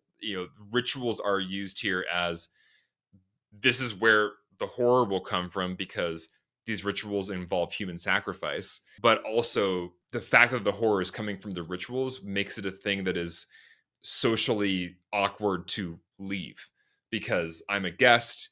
This is another culture. I've been taught as part of a multicultural society. I have to kind of, be respectful and polite about this. And so I think it's a nice container for this kind of a horror movie where you want the people to stay and it's about the social horror of it all. And I think rituals are, once again, to the modern liberal educated elite person as these characters are who are like all in grad school or whatever, they've been taught that you need to be respectful to this in this situation, and that's part of why they stay, and it's part of why maybe Danny does drink that tea and goes and does the dance with them. It's like why the characters are going along with it is because they are rituals and not just random acts of insanity. I think it makes it feel extra rude to like say no. I think it does also, it emphasizes like the difference in how the characters are seeing it. Like Josh is full on anthropology student the entire time. Yes. He's not looking at it even in a way of like respecting it. He's looking at it from this fascinated, almost like I'm going to just observe and learn as much as I can from like a scholastic perspective of all this. He's looking at it in a very exploitational way. And Yes. even Christian, who is doing that later, they touch on it very directly. Where Danny's like, "Are you not freaked out by what just happened?" He's like, "Yeah, that was weird, right? But it's another culture. Like we just kind of don't understand. But we know, just based on like conversations he's already had, he's also looking at it from a very exploitational perspective. He's just using that like, oh, we need to acclimate language in order to justify his actions. That's kind of like what the rituals are doing here is like they're using it to emphasize how the characters see both this other culture and also like the other characters around them. Like, especially with those two characters, like as something that they can use. I think it's a really good point that Josh is very like he doesn't actually respect the culture. Like No. he's told explicitly you cannot photograph this book, and he sneaks over to photograph it. So Mhm. he is there just to kind of like harvest it for academia. I do think also when I think about these rituals in this movie, part of the way that the cult members treat the rituals is like they don't find it horrific. They like the horror is not like they don't think of themselves as murderers and bad guys. They like these are ancient traditions and they're just doing them. And I also really like that feels very Ari Aster to me, where it's like any horror here is we're bringing our interpretation of events and we're saying it's horrific. To them, all this is great. The sacrifice of the old people, great. That's the way you should go out. The sacrifice at the end of like we need like, two more to go to the god Horga, and they're like smiling as they're about to get burned alive, and they're like smiling at each other before they start screaming. So The it fact that none of them question what they're doing, Yeah. none of them is. No. Yeah, There that's- is a little tension though. Like you can see like there's a little hesitation like just at the very end like before Yes. like as the fire is starting, you can see that I'm like, "Oh, so like, you're a little scared." Oh yeah, Yeah. yeah, Yeah. yeah. which I love. Yeah. I think those little I think that's subtleties are great. Yeah, Because it's all about cultural context and like the way it's been presented to you, and it's different from when you're actually going through it. exactly. It's a really fun choice to essentially present this situation as this is literally just the midsummer ritual they do every summer, and they're a happy village that loves each other. They're a family. They just accept that part of their yearly ritual, like 9 people will be burned in a pyramid. Like that's just part of Yeah. it. And so some of them will be outsiders, some of them will be members of our community, and that's just what it is. And they're all very happy about it. I love when we see that point of view from Christian as he's like totally disabled, and we see like his eyelids are opened. I love the performance by the woman who's just like, you can't speak, you can't move, okay? And then that opened the teaser. That opened the teaser trailer. Oh, it did? Was like that moment was the opening of the teaser trailer. Was like, and that's like, oh, that's like a really provocative way to start. Yeah, that's like, a brilliant way to open a teaser. That's great. It's almost like talking to the audience. It's like you just have to watch all this happen now for this entire last act, and it's great. I mean, it works really well. Yeah, but just the way then she just steps back and just joins the group with a big smile on her face, like this is the best day ever. So yeah, I think I really like that about, because these rituals are normal for these people. The horror isn't that these are like twisted bad guys. It's like a cultural horror. It's like this was imported from like 1,000 years ago, Viking days, when people were living in like this incredibly like brutish way. They're still doing these rituals as part of their midsummer tradition. That's the horror, not like a serial killer, obvious bad guy. Cult short for culture? Oh, no, it's not. Is it? Did you say cultural horror? And I was like, cult horror. Wait, it might be. Yeah. No, maybe. Well, Google's saying no. Yeah. There's got to be some etymology there.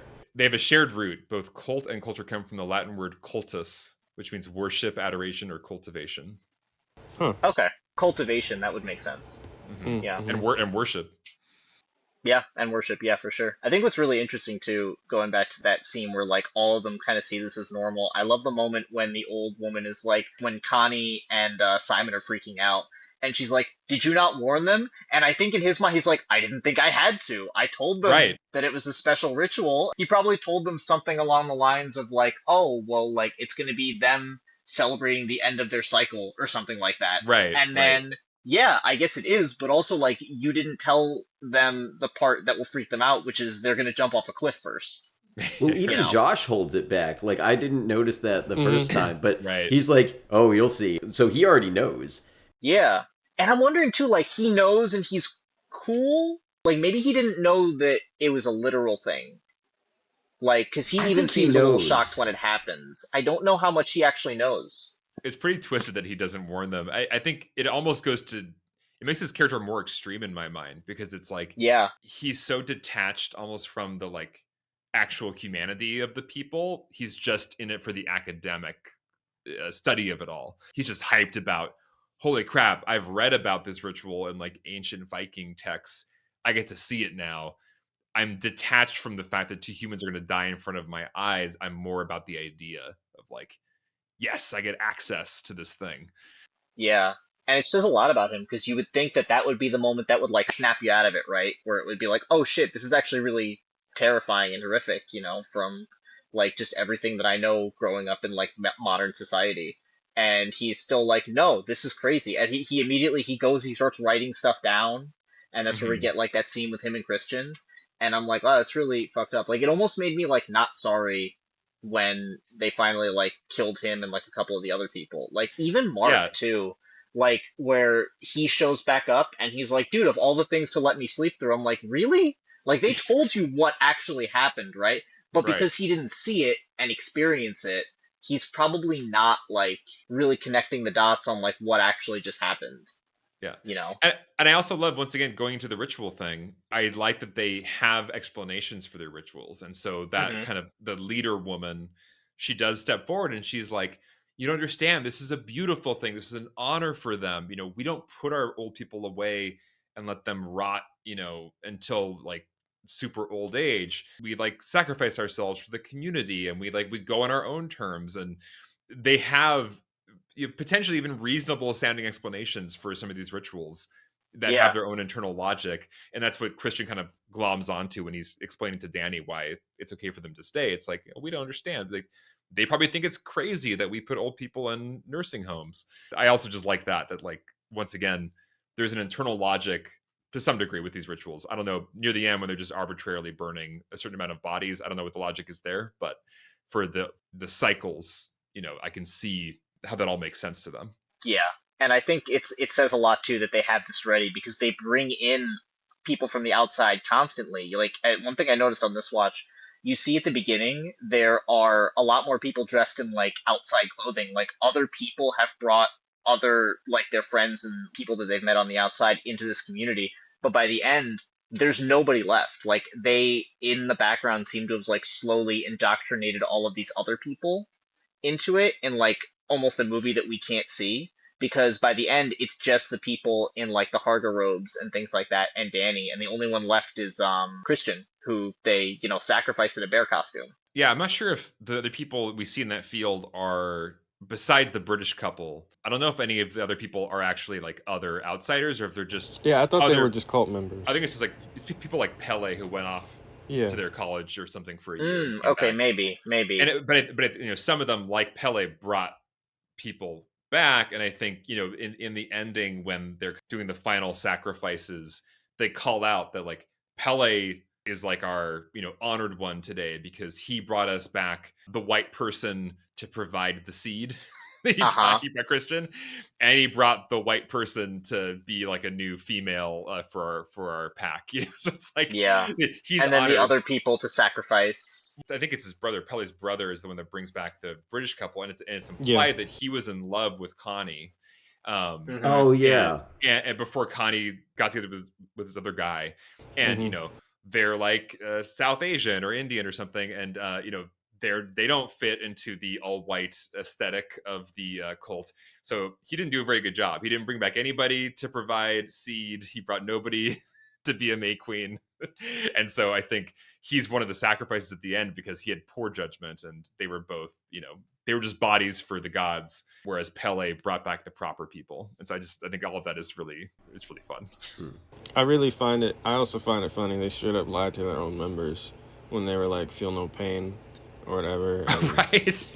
Yeah. This is for courage, and that didn't stop the fire from being hot. So that's kind of an extra like kind of great dark humor moment, or like kind of effed up moment of like he's smiling, he's so excited to be sacrificed, and then he's just screaming because he's being burned alive, and that honey or whatever did nothing. It did nothing. Yeah, this is not what I thought this would be. Right. I mean, by that point, who's he gonna complain to? Right. And it shows like the darkness of the cult. These people are brainwashed and going along with this, but in that ultimate final moment, it's like, oh wait, yeah, I'm not being taken care of. I'm being burned alive right now. Yeah, and they're so brainwashed that like they volunteered for this. These two, right. Like it's crazy. Okay, I had some notes to get into on this. Feel free to jump in with more. I was thinking about largely how like it works on a story level of especially how much we know and how much we don't know, because in basically all cases for these rituals we don't know what's happening. We're not clued in to how they're supposed to go. In some cases it's a good idea to tell your audience, or maybe they already know, what the proper way this thing is supposed to happen is. The classic example is if you crash a wedding in a rom-com, like, we all know how a wedding is supposed to work. We understand that, like, this is a deviation. There is a utility, I think, in not showing us the steps because we can be afraid of the unknown, which I think is kind of what he's going for here. Sometimes you can use it for tension, like, especially in a fantasy context. Maybe a ritual is something that the protagonists want to stop, which I think you could have taken that route here. They don't. Really quick, there is in the director's cut, there's an additional ritual that Danny does try to intervene in. Oh. They literally are like at night. It's the dark. It's like the one time where it kind of gets dark. They're like by a river, and they bring forth like a child who's like weighted down with a bunch of rocks, and they're like, and now we will toss the child into the river. They're like 1, 2, 3. And Danny's like, what are you doing? Stop. And then they're like, they'll laugh like, ah, ha, ha, ha, ha, ha. Like as if, of course they weren't going to do that. That was just all part of like the ritual. And you don't know if like, did she actually stop them from killing the kid? Or was it like, oh, how funny. We tricked her into thinking we were going to do it. So yeah, just calling it out, that was in the movie at one point. Okay. as a scene. Where is that? Because I feel like that changes a lot based on where that's placed. I think still the first ritual is the 72-year-olds jumping off the cliff. But I think it's the next ritual we see. It's kind of like in the aftermath of that, like that evening or something, there's some ritual by a river, and then this kid like steps forth like way down. I don't know if it's by rocks or if he's like tied to a tree stump or something. But it's something where it's like Danny's watching and she's getting increasingly like, wait, what? Wait, like what the hell? And then she says something and it seems to stop it, or maybe it was like it was never gonna happen, like this is just the thing we do, and it's like a joke. And so there's that ambiguity of like, were they actually going to kill this kid, or was that all just like part of an old tradition and they would never do I think they probably did it off screen after she left, that? I would Probably, say. yeah. Like, just based on this. I also get why they cut that then, because if it's after that first ritual, it would build better if that was like the first hint at the ritual. But it would also, if that was the first hint, it would take away from the shock of the, the people jumping off the cliff too. So, like, I Yeah. get why they cut that. And it also, I feel like, would be another reason why, like, why the hell are you staying, Danny? Like, Oh, exactly. Like, that would you be saw like, them I would, almost I kill a would kid, go. maybe. Yeah. Yeah. And it kind of gives a sense that, like, if she can just ask them to stop, then why is she not doing that later? Because we don't really know. Like, you were kind of pointing to, like, the characters don't want to stop the rituals just mainly out of sensitivity and politeness. They're like, okay, this is their culture. This is a thing that they do.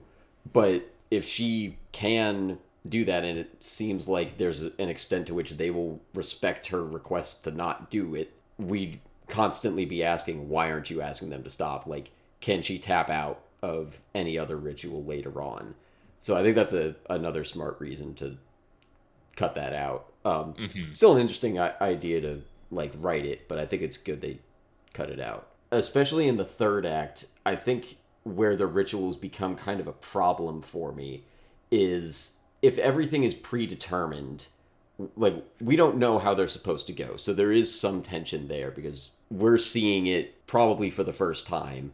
So you can kind of say that there's tension there, but if everything's predetermined, where is the drama? If there's no choices to be made, especially in that final burning thing, like there's not really a dramatic question.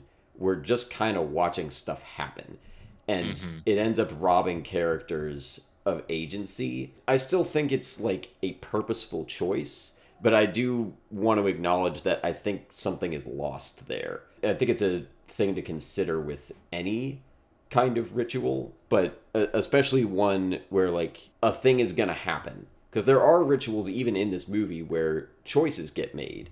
So that can like be a good tool for drama. We have Danny choosing which of the two people, Christian or this other random guy, which one is she going to decide to kill.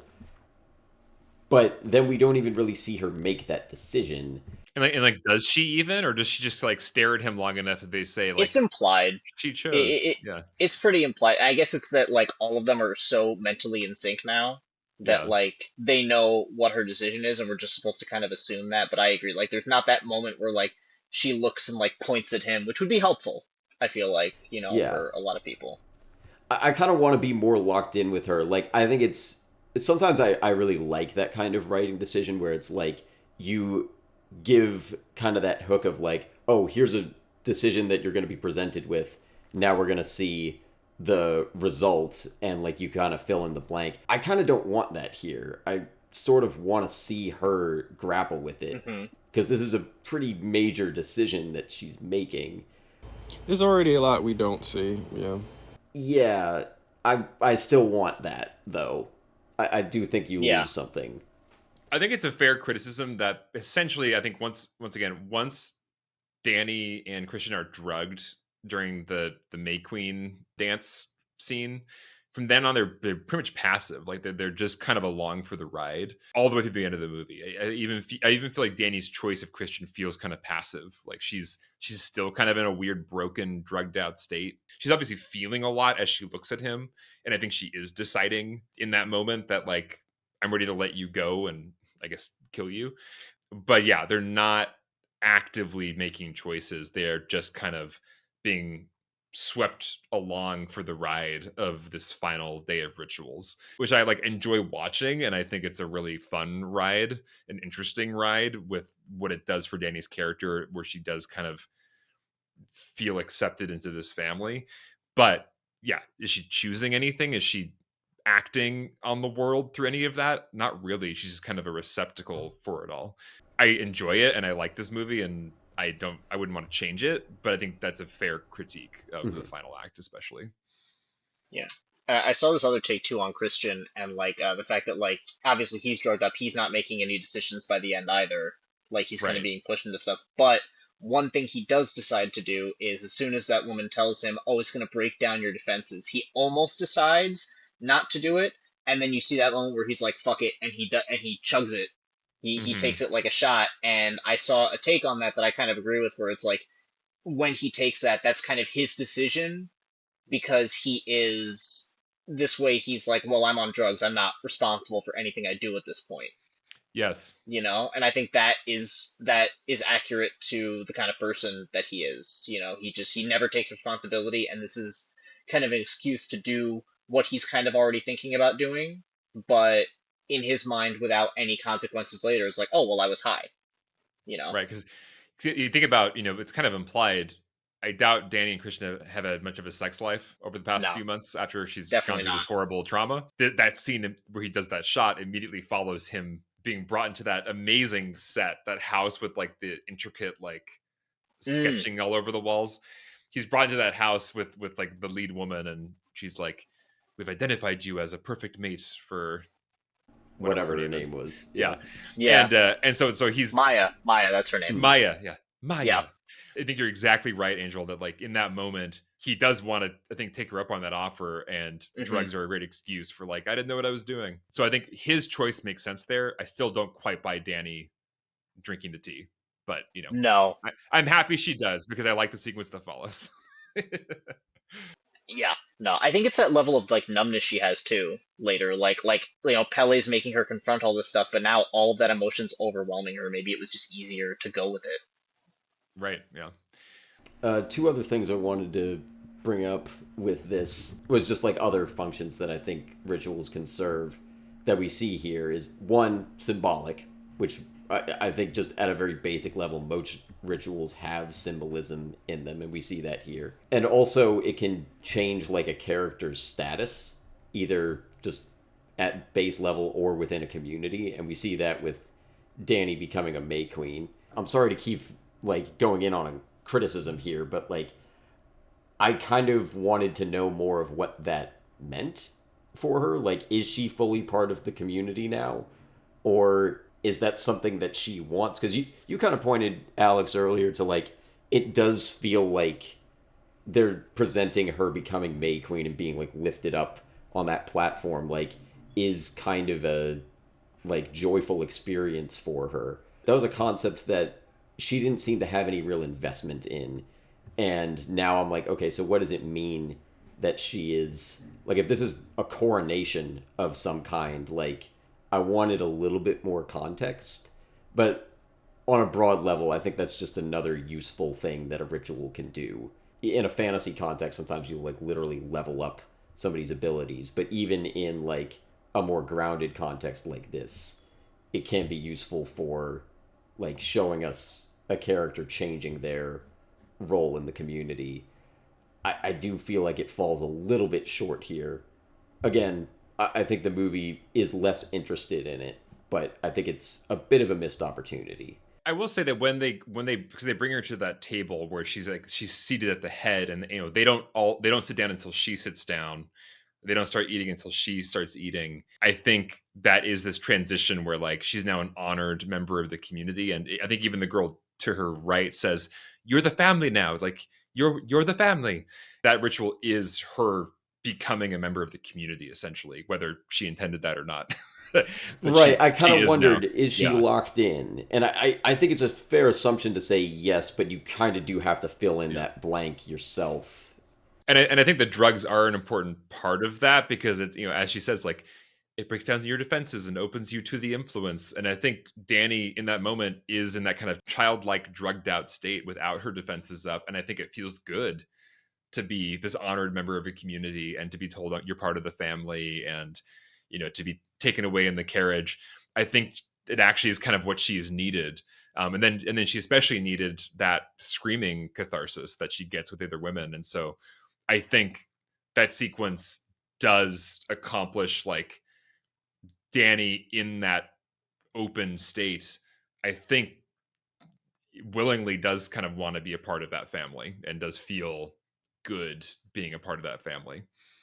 I do like that it does that too, because I think both like real life rituals and showing them in this kind of context, like I've kind of come to appreciate like rituals around funerals as just like a form of catharsis. It like even if like maybe you don't believe in like the literal words being said in them, like just having space for that, I think is kind of a like nice thing, and you kind of get a bit of that in this movie, like just showing like a ritual not because like the literal words or actions being done in them are significant, but just because of how it feels, like kind of tracking with her through that. So I think that is a like useful thing for it.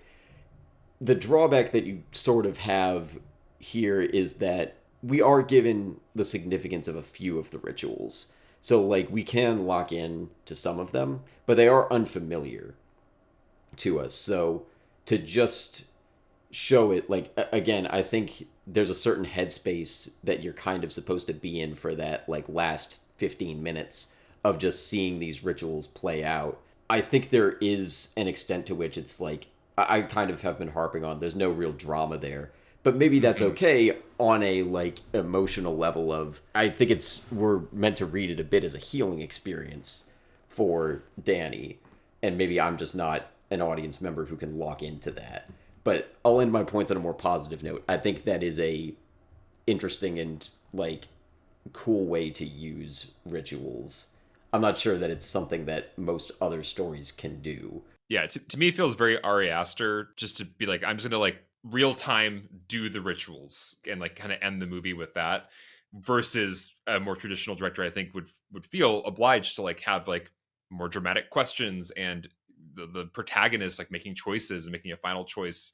Danny does make a final choice with Christian, but I do think you're identifying something that is Ari Aster in a kind of a self-indulgent way, that if somebody else locks into it, great, but is not really concerned with giving you the traditional payoff of a traditional movie and is more enjoying all the intricacies of these like wild rituals and the kind of dark comedy of them and the emotional catharsis of them. But he's not giving us like what we expect from a second act, climax, third act in those dramatic terms.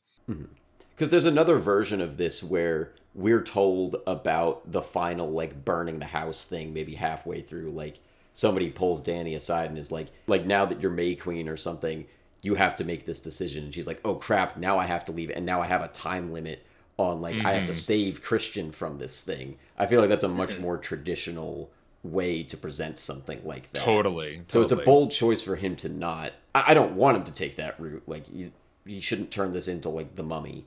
That's still like a deliberate choice that he's making to like lock us out of that knowledge until it happens. And I don't think he's even using it for tension. He's just kind of indulging in like, we're going to just show you this kind of weird thing play out exactly as it's supposed to. Yeah, and I think there's a subversive quality to it of like, is this a happy ending? Right. Because in some ways it's like Danny got her catharsis, she has a family, like she got rid of her boyfriend who was not supporting her. So I think there's something kind of fun about it too, where it's once again that Ari Aster wickedness, where he's like, the whole third act of this is actually a beautiful thing. If you were like an alien watching this who like didn't like care about like human life, it's like it's a beautiful ending. The music is kind of beautiful, as Danny's watching the pyramid burn. I think there's something he's doing there where it's like there's a reason why there's no drama. It's because it's almost like in the world of the Midsommar ritual, this is exactly how it all was supposed to go, and Danny got what she needed, and it's all good. Yeah, I think that's very much how the ending feels. Like, especially the music, the cinematography, and ending on her smile. It's Yeah. not like, because again, there's a way to present that where it's like, oh wow, look at how awful is it? Like she's indoctrinated, and it's not. It is presented as this kind of like glorious ceremony Yeah. of He and said, healing. strangely enough, he said in an interview that wasn't his intention with the ending. I forget Oh, what really? he said, but he didn't want it to be like a powerful or, good moment. It's supposed to be a bad thing. Bad job on his part, I think. Yeah. Then Well, if I that think was it his comes down. intention, Yeah. Yeah. I think it comes down to like he's probably like it kind of comes down to how you're thinking about it afterwards. Like if you're like Hmm. looking at it at face value of like, well, she killed her terrible boyfriend, and Right. because he sucks. If you think about kind of what you brought up before, Evan, like logistically, kind of now she's part of the community. How does that work? It's kind of the thing that happens with some movies like this, where it's like, what does tomorrow look like? And I think that's not Right. something that everybody asks. Where I mean, Hereditary I'm not gonna spoil the ending of Hereditary, but I feel like there's kind of like a similar thing to it where like that's a more blatantly horrific ending. But a question you can ask too is like, well, okay, their plan comes together, but like what does that look like the next day? Like the Right. day after all this has happened, kind of like how does the future move forward? And I think that's why sometimes like that's why movies like this are not gonna get a sequel, because it does kind of fall apart if you think about like, well, how does this make any sense moving forward? And I think her smile at the end, she's not the same person she was at the beginning of the movie. Like there's kind of like a childlike weirdness about her smile, and Yeah, it's almost like because she's she's on broke. drugs. Like she's broken and she's on drugs. It's like a happy ending in like a really dark way of like her mind Yeah. has maybe been shattered. And if you think about it too, and like that from that perspective too, like I thought about this, how is that going to work later on? Because like you were saying, they don't have agency in this last act. They're not making these decisions and like changing as people. She's not turned into the kind of person that would have made this decision. She's making it because she's, tripping this entire time, and she's sort of Right. like been taken into this community. So is she just going to be drugged like this for the entire rest of her life? Right. Yeah. Or what? Because when she wakes up tomorrow, I'm positive there's going to be an element to her where it's like, oh, this is really messed up. More drugs. That's the only way that they could really maintain this long term. Yeah. The But the it's a day after movie. is a very good question. Yeah. I have It's a no movie, idea. so you kind of have to give it the benefit of the doubt for it to make any sense. But that could be a reason why it doesn't work for everybody. Yeah. Why it can be a little confusing. She didn't really choose this. It just kind of No, happened to her. no, Yeah. she as a person has not changed. She just feels a little more accepted by this community than she did before, but she's not making conscious decisions at the end. That's the issue. Yeah, and I think everything that happens to her at the end is it's emotional catharsis. Hmm. That's not a choice. That's an experience she goes through. But yeah, where's her choice in it?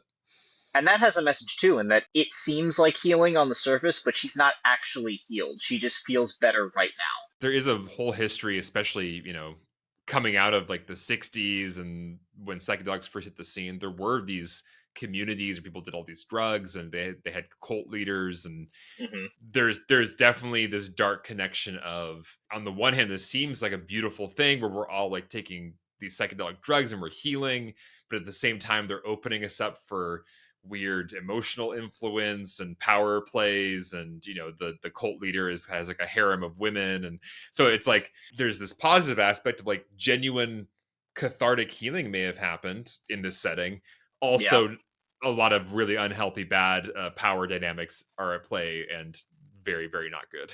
And I think Yeah, this exactly. movie definitely has all that in it.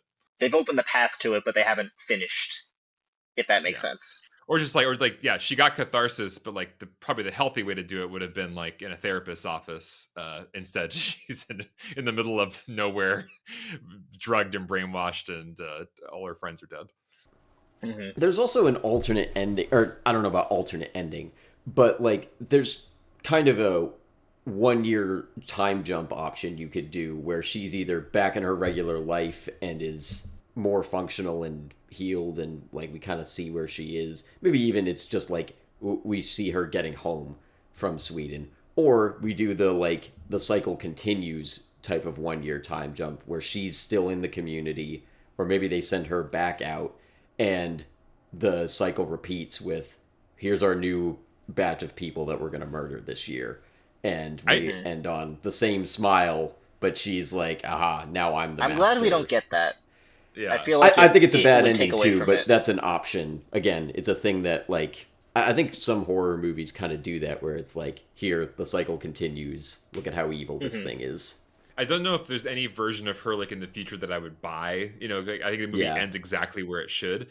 But Yeah. at the same time, you saying that made me kind of excited. I was thinking like it would be fun as an experiment to see Danny a year from now. Like, who has Hmm. she become? What has she become? Did they have to keep her drugged?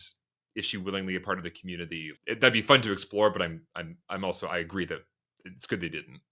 I think it's a much better ending that they don't. Yeah. This movie is a very good evidence that this isn't entirely related, but we've been bringing it up enough. I have always refused mushrooms when they've been offered to me. This movie was a very. I was like, I should continue refusing mushrooms when they are offered to me. I will just say that if you're in an unsafe setting like the middle of a Yeah. cult, that is correct. If you are with very good friends in a beautiful natural place and you don't take too much, it can be a great thing. So yeah, not I this probably movie. won't take your advice This on movie that. is the movie is showing the darkest possible side of it, but there is a good side in the right time and place and setting. How do you know that, Alex? I just know. I've heard, but like I am so much more afraid of a bad trip that Same. I'm probably never I like think we're that's all on the that scariest page. part of this movie to Yeah. me is well the three of us. No Yeah. shade. Daylight horror is, I feel like, oddly not used very often, but also like not super difficult to do if you kind of like know what you're doing. And I think Ari Aster does here. A lot of the horror in traditional horror movies will come from things like, dark corners, stuff hiding in the shadows, jump scares, especially. And a lot of people, because that's used so often, that's kind of the go-to. Daylight horror almost doesn't enter into it a lot of the times. And in some ways, like the beginning of this film is very traditional. You have the dark house and like, the camera's kind of like snaking through it. Something's clearly weird and going on. But then once they leave and they're heading to Sweden, you kind of get that shift where everything is kind of daylight. Everything is kind of, right out there in front of you.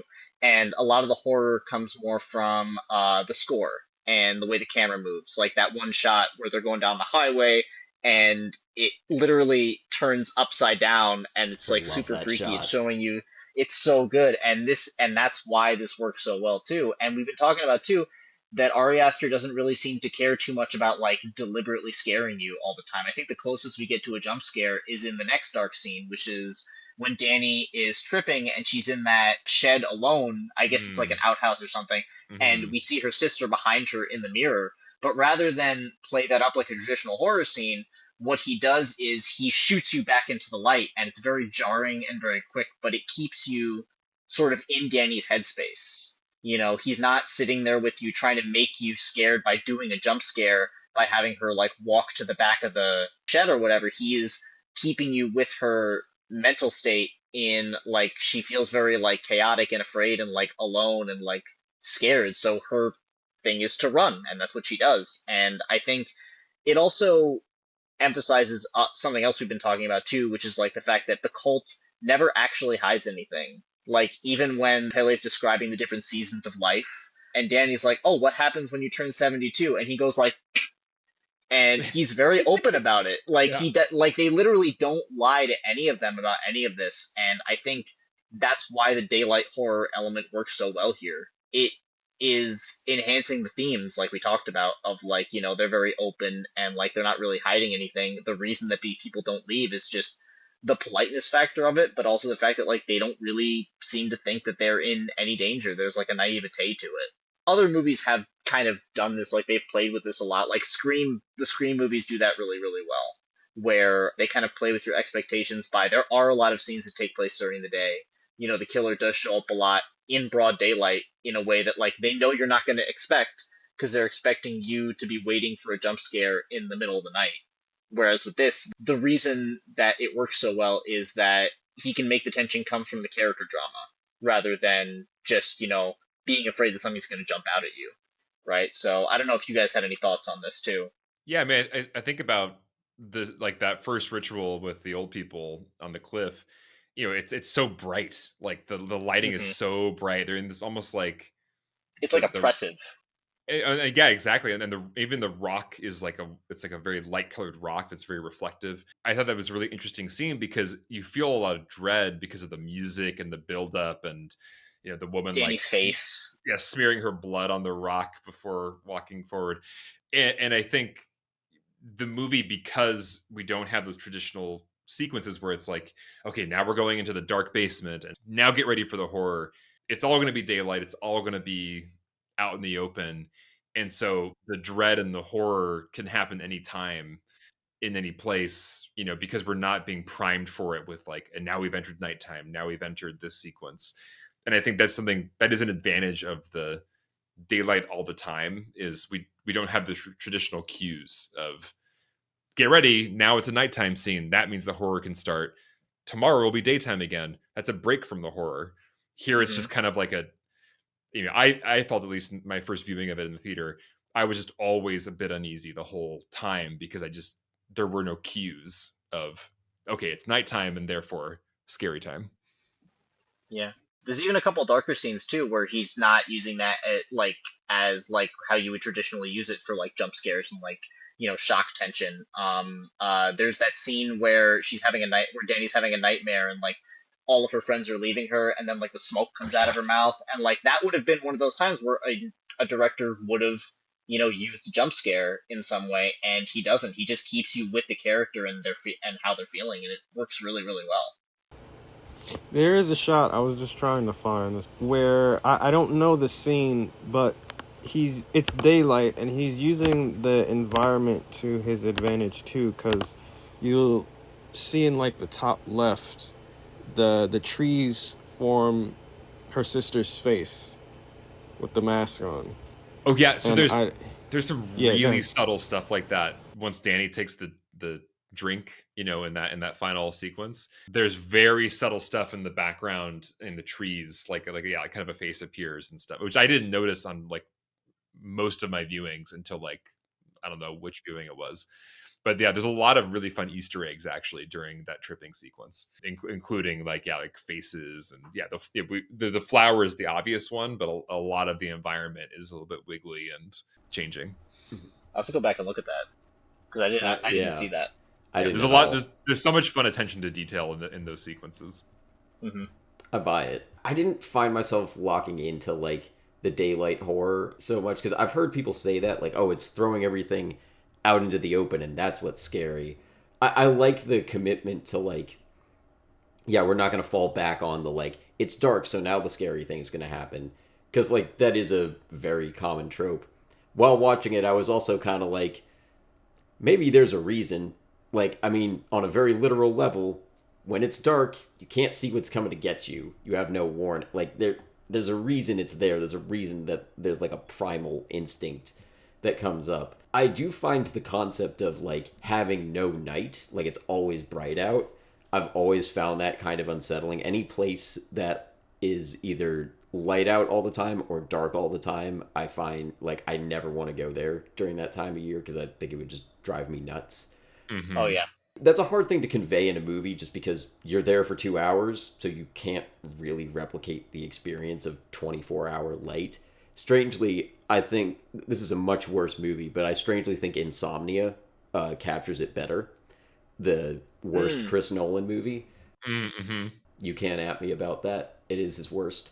okay. But yeah, um, Agreed. I think that kind of captures the like, oh, like I can't deal with like it being light out all the time. And we do get a break is part of it. Like we do have a couple of dark scenes. We have the like really intense shades in the house. Like it makes it dark in the house that they sleep in for like a little bit. So if that's like, and I don't know that that's where the horror is coming from. I think that might have been what I was expecting because I knew that about it going into it is that it's like always day or always light out. And it doesn't even like I think they only even comment on it during the first mushroom trip. I don't want to say that he does a bad job with this, but like the fact that we're just seeing very pleasant locations in very nice sunlight, it's hard to feel scared. when that's what we're looking at. I think the threat has to outweigh the location usually. So something like It Follows or the Thing, those threats outweigh the location, time of day, any of that.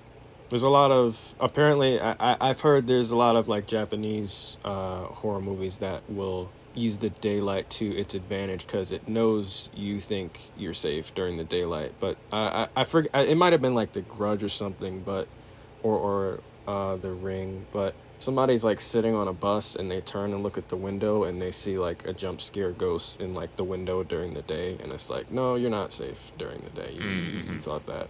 I will agree that. Yeah, I don't know if the daylight makes it scarier in any way. I think it's an interesting setting, and I love the way the movie looks and the way it's shot. But yeah, I think you can have a little bit of the feeling like what I was saying is like, yeah, you're not cued to like this is going to be a scary scene or not, so it can come anytime. But it's also not a movie that has many scary scenes at all. And so it is, yeah. Once we're kind of circling back around to like, yeah, is it even a horror movie? I don't know. Yeah.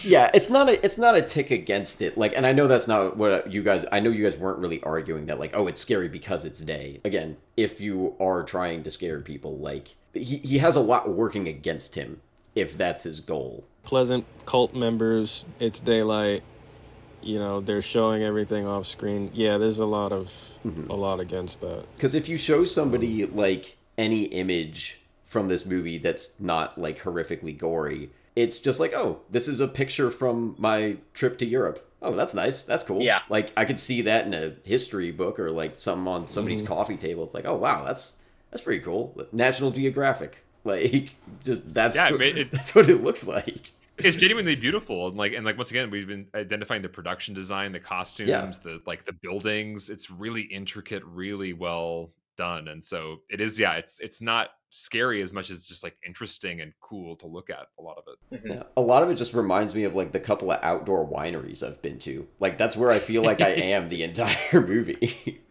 and that's not scary. I think even if it was like a desert, like I would feel more like oppressed by the nature, because like it's not dangerous to be out. Like if you're out in the cold or the desert for a long period of time, that is a like dangerous location. This is not.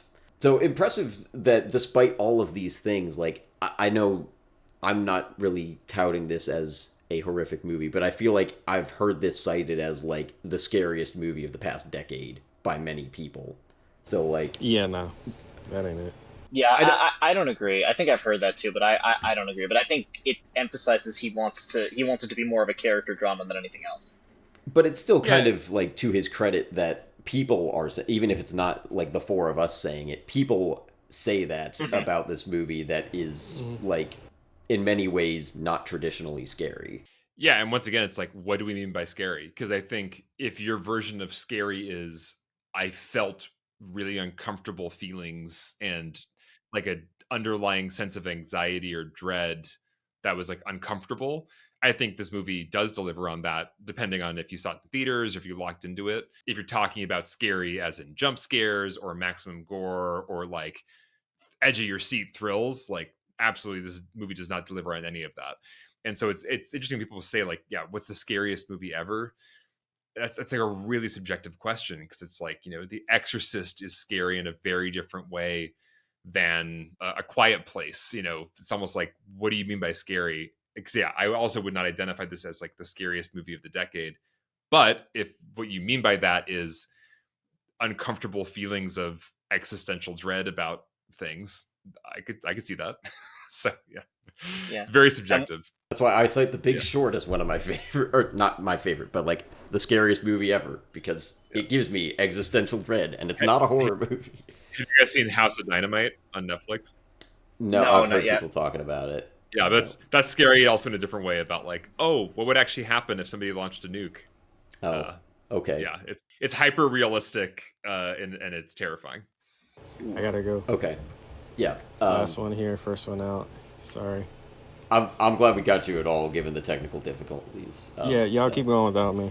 Alex, very nice to meet you. Hope you can come back. Hope nice you had a good time. Evan, Angel, I'll talk to you guys later. We'll talk. Yeah, for sure. Yeah, we'll talk later.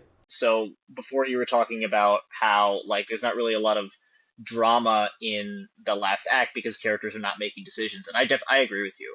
But thinking about it from this perspective too, there is tension because we kind of don't know where it's going. Now, my question is, do you think this is an issue with a lot of horror movies? Because I've found that like once I know where it's going, I'm not going to be scared, so I'm no longer scared on rewatches. Like if I was scared the first time, I am not scared the second, third, fourth time I'm watching it. I'm more watching it for like enjoying the movie, whether it's like the craft of it or the characters or whatever. But like, I feel Totally. like this is an example of that where maybe like the thing is like there is good tension in that last act because we don't know where it's going.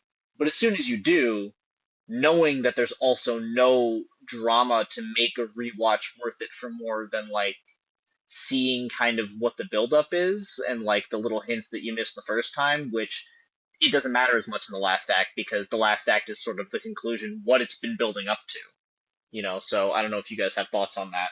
I think the catharsis with Danny still makes it really rewatchable for me. There's cheat codes when you have performers like Florence Pugh. I hadn't really been aware of her before this movie, before seeing it in theaters. And I was like, who is this girl? She is amazing.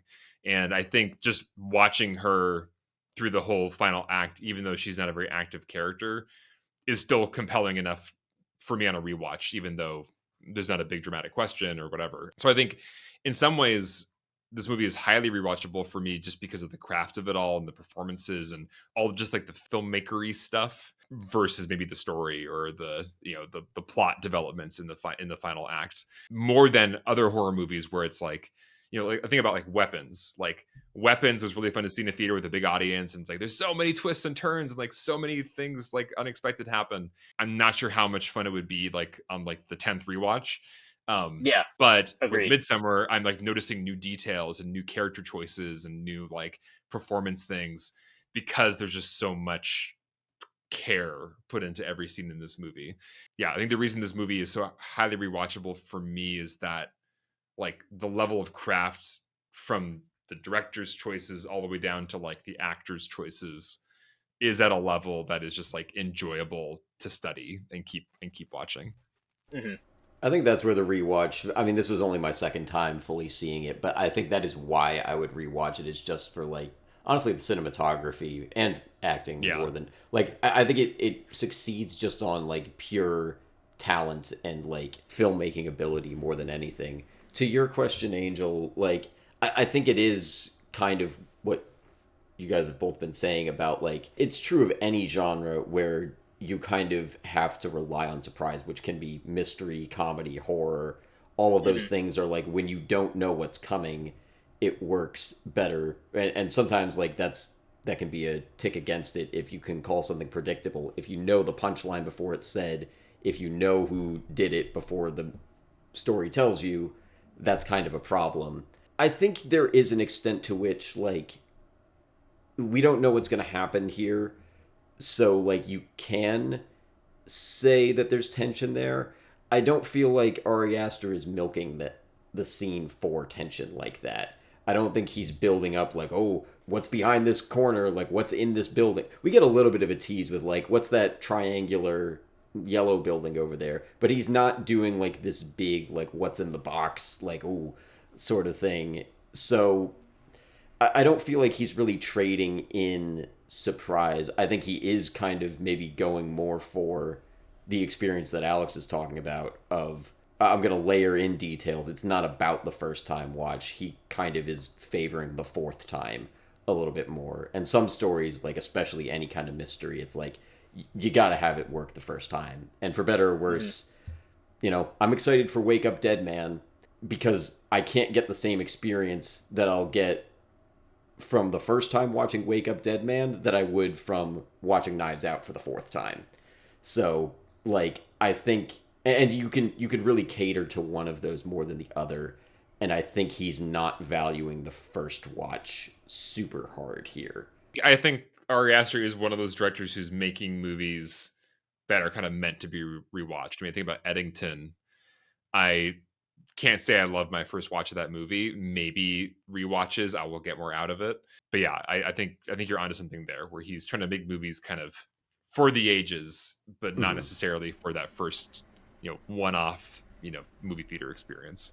I think he gives you enough first time though, because we've talked about that with a few different ones. Like I think I talked about that when we did Nope, as like I don't know if I get this all first time around, but there's enough here that I want to rewatch it, and then I'll be rewarded for Right. it. I think you could argue that he dips too far into like the fact that there's not a dramatic question for a large section of this movie, like that is tough for a first time around because at a certain point you're like, well, what's keeping me here? And the answer is kind of just, do you want to see these rituals play out? And you were saying, Angel, like, you can argue that there's some tension there, but Well, yeah, because it's like we it's know not. rituals have ended with death in this Right. movie, Yeah. and so yeah. So What far. are their plans for Danny and Christian? Like, where Mhm. is all this going? That is a question on the first viewing, I think. But Yeah. yeah, Well, that's also part of why I'm saying like it can fall apart for a viewer, especially if there is no dramatic question to keep you hooked in for that last act. right. You And know, that's where it's where like you can't rely on tension the entire time. Mhm. that's where there are movies where it's just like when the director is an auteur and they're just also just so good at what they do and their craft, they can like get away with things they shouldn't be able to get away with, where it's just like this Yeah. looks so cool and this music is so perfect and the way this Mhm. is flows is so amazing in the edit. Like, you're kind of cheating. Like there's not really enough happening here for this to be compelling, and yet I am so compelled because your craft is making up for that lack of narrative direction. I feel like Del Toro has that sometimes, where Hmm. some of his movies are like I love Nightmare Alley, it's one of my favorites, but I think there's also elements of it there where like so much of it is his craft and the way that he's moving the story forward, and like I love the ending of that, but I do think that there's points where like it could feel like maybe it doesn't come together after like the third time, or like not entirely, but it his stuff is so visually pleasing and so just interesting thematically, like conceptually, that it works well.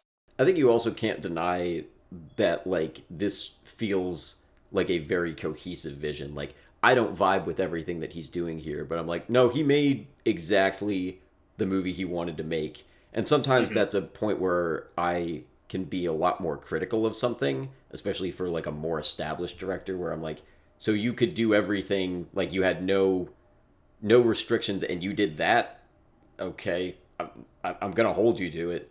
But for this, I'm like, it's cool to see that like even if I don't agree with every choice that you made, I can tell that you meant it. It's not a mistake, and that's cool. And you feel that through I think every level of filmmaking here, like through to performances, writing, like every camera choice just feels too deliberate here to like nothing feels like a mistake, and I do Hmm. enjoy that about it. I love a movie where just like from the beginning, I'm like, I am in good hands. Like, Mm-hmm. this person, like you're saying, is making exactly the movie they want to make, and they're making the hell out of it. And you get And, that sense. At least I got that sense so early in this. yeah. Like some of those early long shots, it's like, yep, he knows. He knows.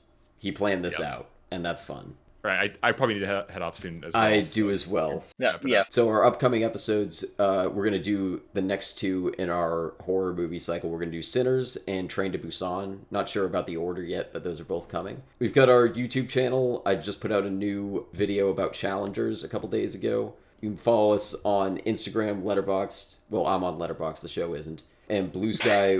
The show is at INT Analysis Pod. I am at Ev_Wes. So as usual, I'm on Instagram at AngelsArc15. I'm on Letterboxd at Serenity Cinema. I think I actually do have a review up based on one of my rewatches for this movie, so check that out if you want to. And yeah, I'm Alex Calleros. I'm part of Beyond the Screenplay. You can follow us on Twitter at BT Screenplay is our handle, or you can find us on Instagram, Beyond the Screenplay, and Apple Podcasts, or anywhere you get your podcasts. Yeah, that's kind of like, I don't have a whole lot of social media presence on X personally anymore. Find our new episodes there. And we are going to be doing some fun stuff this fall and winter. So Nice. tune in. Always excited about it. You guys are. I should have said this when Trisha was on, but like, you guys are like probably my favorite podcast. So it's. I'm really glad we were able to get both of you on here. Oh, thank and you. Angel's a fan too. I'm a huge fan. I mean, Yeah. that's how me and Evan met in the first place. Was Yeah. we met on your Discord. So Oh, I love everybody it. go. Yeah, everybody go check out Beyond the Screenplay. Yeah, and for better or worse, you can't find them talking about this movie, which is why we did it. But they've got a whole lot more. So yeah, Alex, thanks for coming on, and we'll see all of you next time. Yeah, thanks so much, man. Yeah, thanks. This is great.